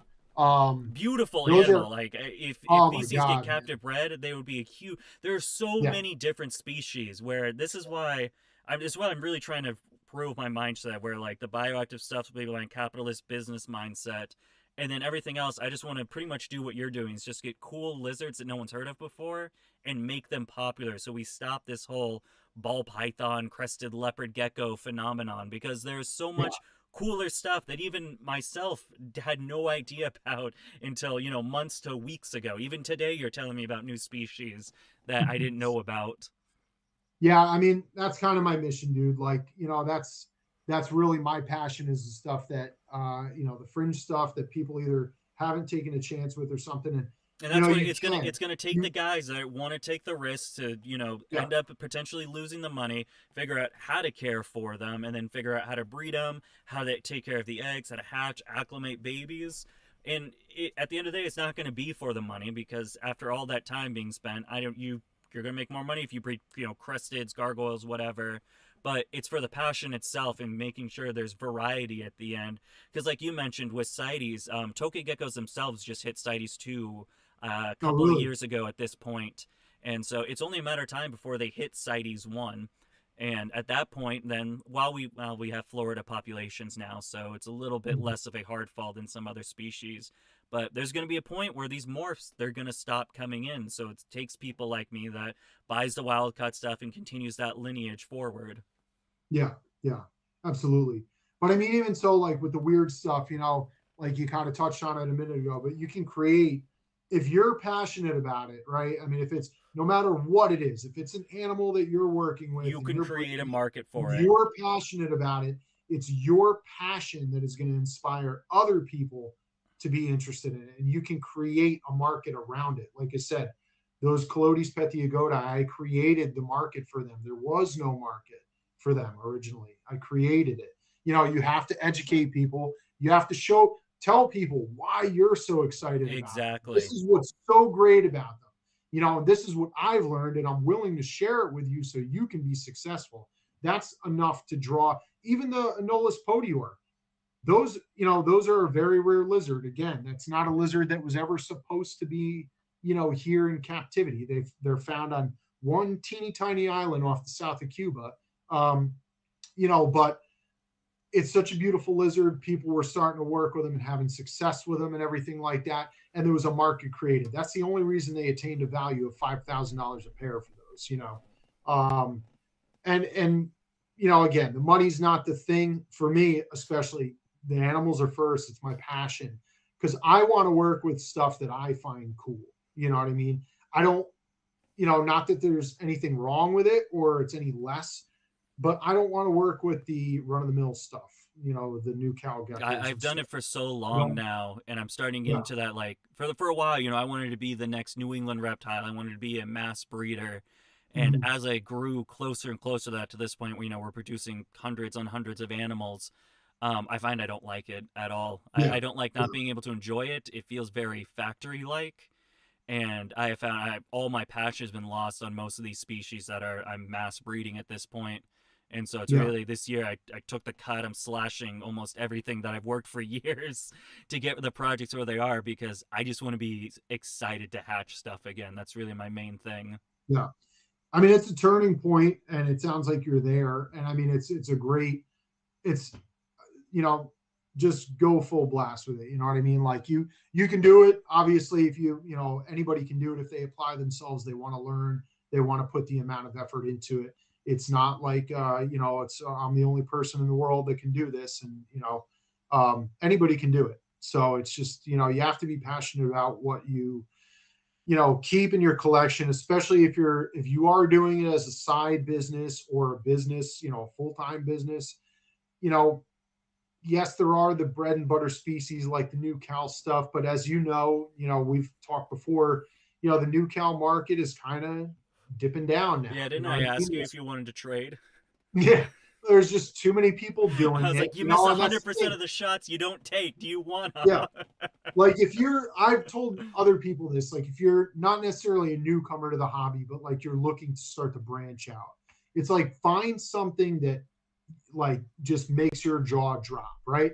So if you walk into your reptile room and you're looking around and you're not just like, oh my God, look at that fucking thing, at everything in your collection, right? Then you're doing something wrong. Like you need to switch it up, because you should be amazed by these animals, no matter what you're working with. And if new cal stuff is what does that for you, then do the new cal stuff. You know what I mean? But you should be passionate about it. It I shouldn't feel be. like you should first, before you get headstrong in NuCal, people can be passionate about NuCal. Look at what else is out there, man. A Yeah, Knowles, I absolutely. never would have thought, but that the same thing every morning. I immediately go to that micro rack because I'm like, I want to Mhm. look at my Knowles. I want to see the fucking beautiful little lizards I have now. Yeah, yeah. But I mean, it's a great hobby to be in. Like I said, I mean, just try and produce what you're passionate about, whatever that might be for you, and that'll shine through. If you're passionate about it and you're sharing it with others and everything like that, you know, there's all kinds of different trends that come and go in this hobby. You don't always have to be on that, oh, I got to ride the wave or I've got to be ahead of the trend. Go over in the corner and do something all on your own that nobody else is doing, and watch how many people all of a sudden show interest. Yep. Like, hey, what's that guy doing over there? Like, nobody heard of these lizards really before I started, putting them out there into the hobby and trying to popularize them a little bit more and stuff. Like, guys like Brian, who's geckos and stuff. He's a new cal guy and everything like that. But and Brian and I wouldn't say we're close friends or anything. I mean, we know each other vaguely from the shows, I but was gonna say I know him from a couple of shows and then Flora Fauna, yeah, but not super well. But amazing yeah, guy. I love I don't know that him on a arowana personal. tank, man. That is just Oh, that's awesome. incredible. Yeah, but I mean, I don't know him on a personal level, but we do vend one of the same shows together. Total opposite of the corners, but he's been paying attention to what I'm doing, and I mean, he's never, he just, I guess he's been like observing from the sidelines and admiring the Colodis and the Cafotis and stuff, and then. It was just the last White Plains Expo where he was like, all right, I'm going to finally pop on these things, and I had no idea he was even paying attention. So that's what I mean. Like, you will draw people into your little corner that you're hiding out in eventually. People are going to want to come over and see what you're up to. So um Yeah, yeah, I don't know. That's, I believe I said on my last video actually is to chasing the money. What you were saying, following trends. I made that mistake with the new cal. I saw this was back when lily whites were popping. They were dropping little value, but cappuccinos are coming out, sables, exanthics. So the crested market was really going up, and so I threw all my money, thousands upon thousands of dollars into it. And then we're about 3 years later in 2023, 2024. That market is just straight yeah, into the yeah, ground, and now I have all these animals now that I've produced that I spent thousands on for breeders that are now worth a fraction. And that was my big turning point, was like, I followed the money, and where did it lead me? yeah, Where yeah. I meanwhile mean, my that's, tokay geckos, the stuff that I'm truly passionate about, I don't have a problem selling those. I've never dropped my price with tokays because I don't care if they leave or stay. I'm happily to take care of them, and they sell out within a week whenever I post them, and if that's a true indicator. I'm not saying it has to be tokays, but what we're both saying. If you're passionate about it, if you show your excitement for it, social media makes it 10 times easier, because it's yes, going to be stuff people are tired of seeing cresteds, ball pythons. They want to see cool lizards. It's why I'm always, one of the things I hate about social media is the fact that you have, I think, 1,500, just under 1,500, which is criminal. You have incredible enclosures, incredible animals. I get bit by a tokay a couple of times and make a reel out of it, and now I have like 60,000. And it's like, for what though? That's kind of the thing. Like, what's the point of it? Yeah. Yeah, social media is a weird thing. I mean, I'm not really I'm not a big fan of social media. I feel like in today's day and age though, you have to You have to have evolve with some it. sort of presence on social media just to stay relevant in the hobby. And that's kind of unfortunate. Like, I do come from a time where well before social media, I mean, when I was born, their cell phones didn't even exist. So, or if they did, they were in the center console of a car and they were, Oh, the this car big. So, phones. oh my Yes. God.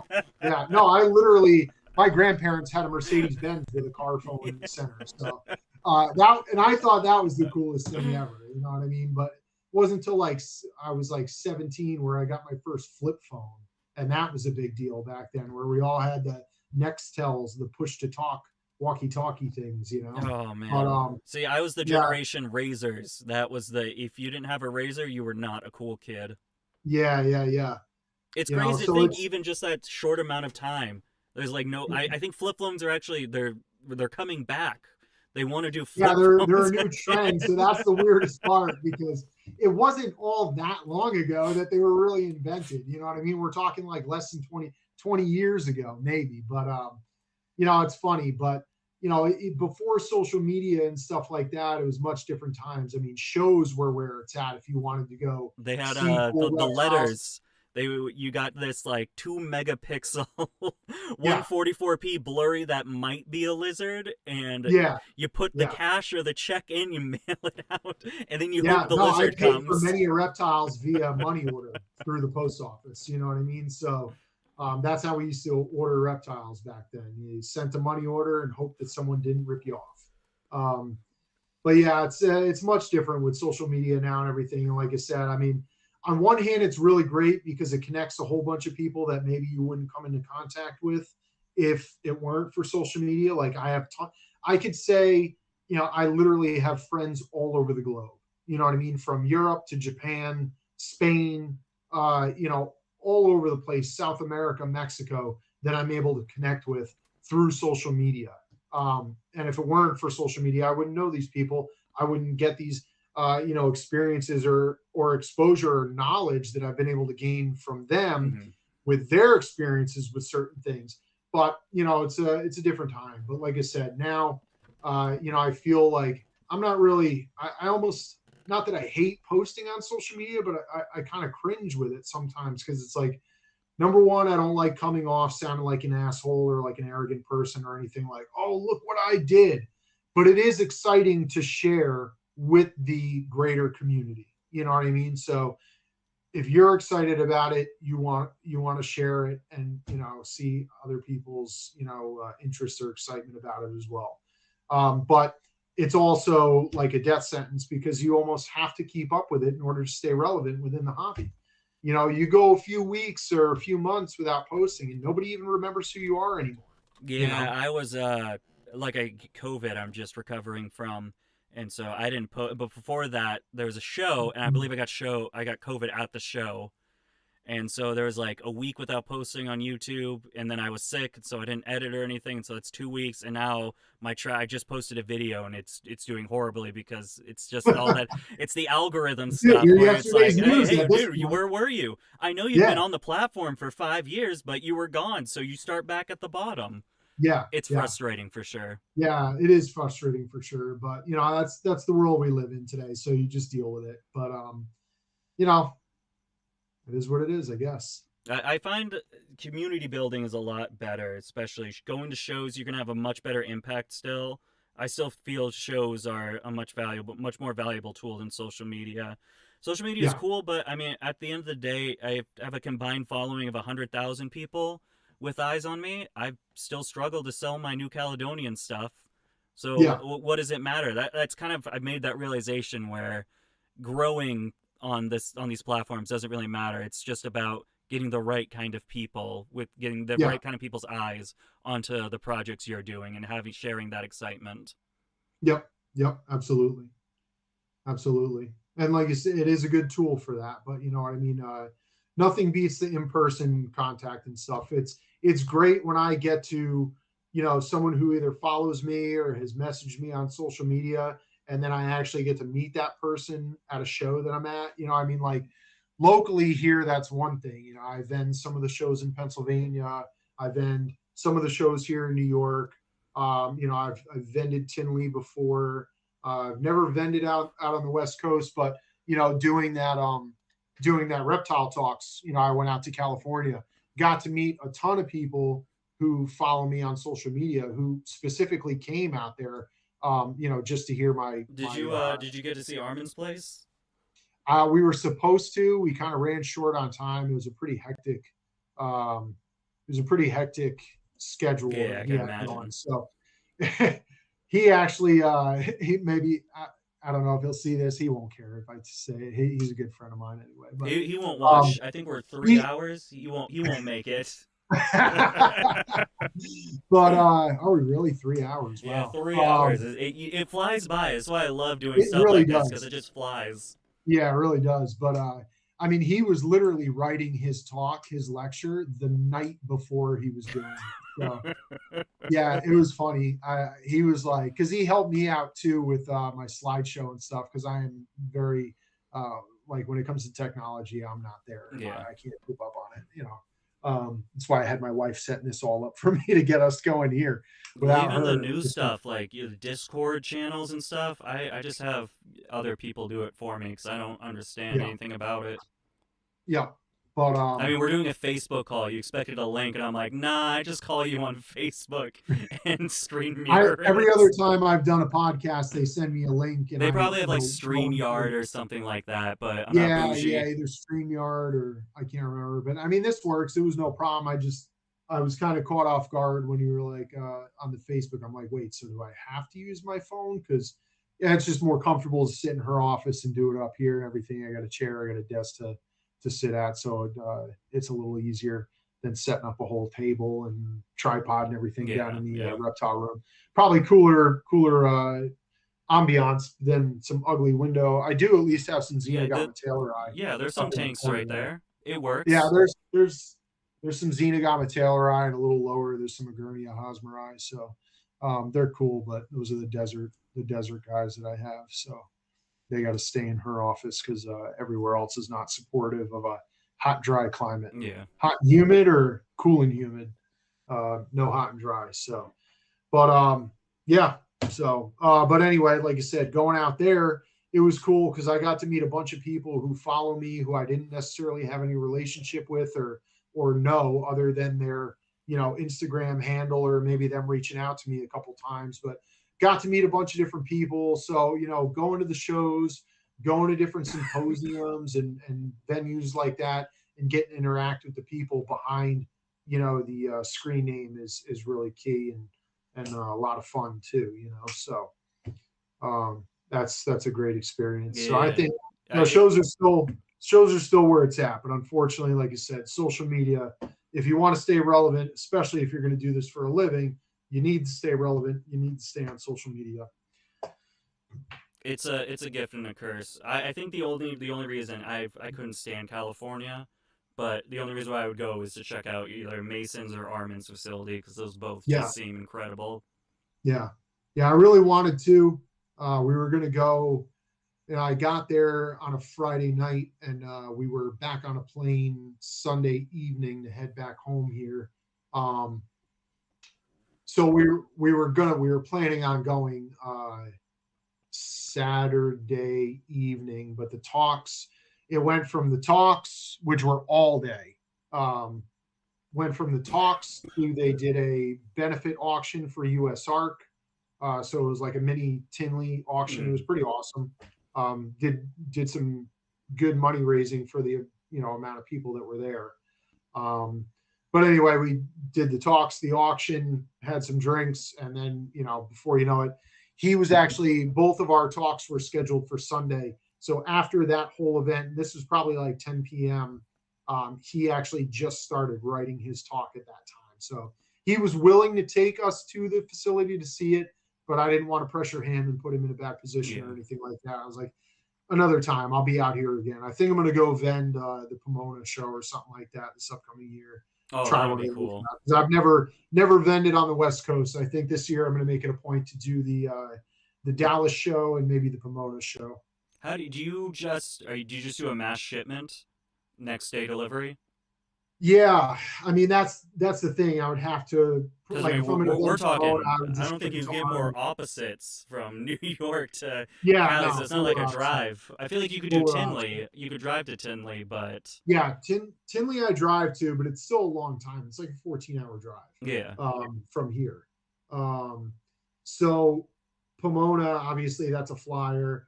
I would probably just ship my box of reptiles for the show to Armin, have him receive it, and then take it from there. So, makes like I sense. said, I'll have another opportunity to be out of his place. I'd love to see it as well, but yep. Awesome, man. Well, I think that is going to conclude it. I think we got a lot of stuff for 3 hours. I definitely learned a lot of stuff, which was this is probably the one I was most excited for, just because I know very little about the species you work with. So it's really cool to have a little bit of a area where I can even just go back to learn more about it. Yeah, no, that's awesome. I appreciate it. But like I mentioned to you before, I can talk about this stuff literally all day. So anytime you want, you feel free to hit me up. We could talk. We could just wrap you and me. We don't whatever it is. So I'm always happy to share whatever I've learned and whatever I can spread some knowledge if I'm able to. And yeah, it's fun. Appreciate Awesome, it. man. Obviously, Colodis, I'm definitely interested in them. I think the Sri Lankan pygmy lizards, Yeah. I think that'll be my first pair, and then I'm hoping before. Usually, is your cutoff at December for shipping? No, I pretty much ship all year round. Oh, you ship all year? Well, I Yeah, guess I I guess we're going New York. It's not even that.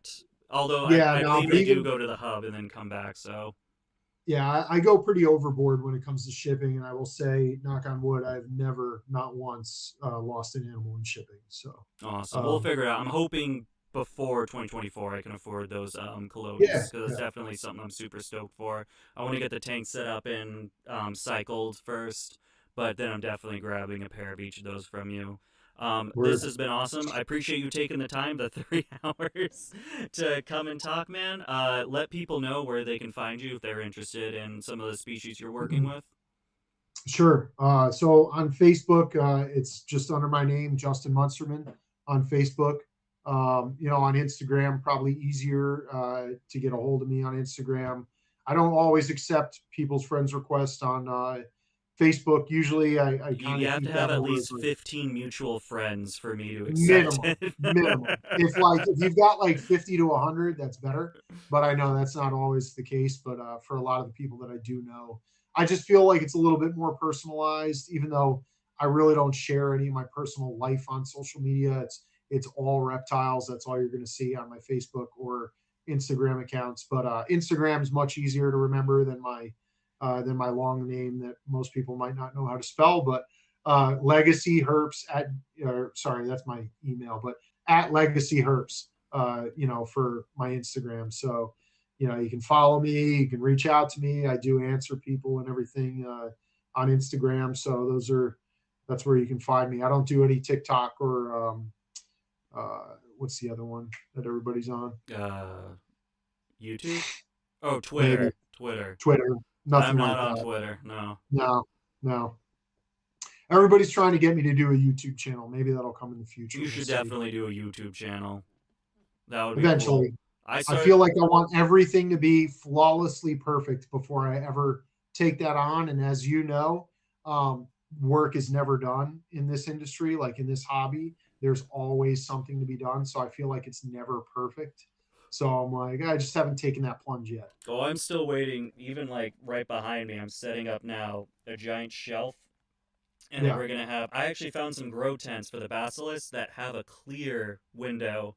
So instead of seeing like, says a lot of like the tools stuff you see, you don't really see enclosures. So instead, you'll see two giant 2x4 basilisk enclosures right that's there. awesome. So I know what you mean. Everything's constant. I go back even like 4 months in old videos. I'm like, oh my god, the way stuff was set up is so bad. Yeah, it's always a work in progress. It's always a work in progress, you know? So But yeah, man, it's been a real. I appreciate it. Thank you very much. And All great right, combo. guys, and we will see you guys next time.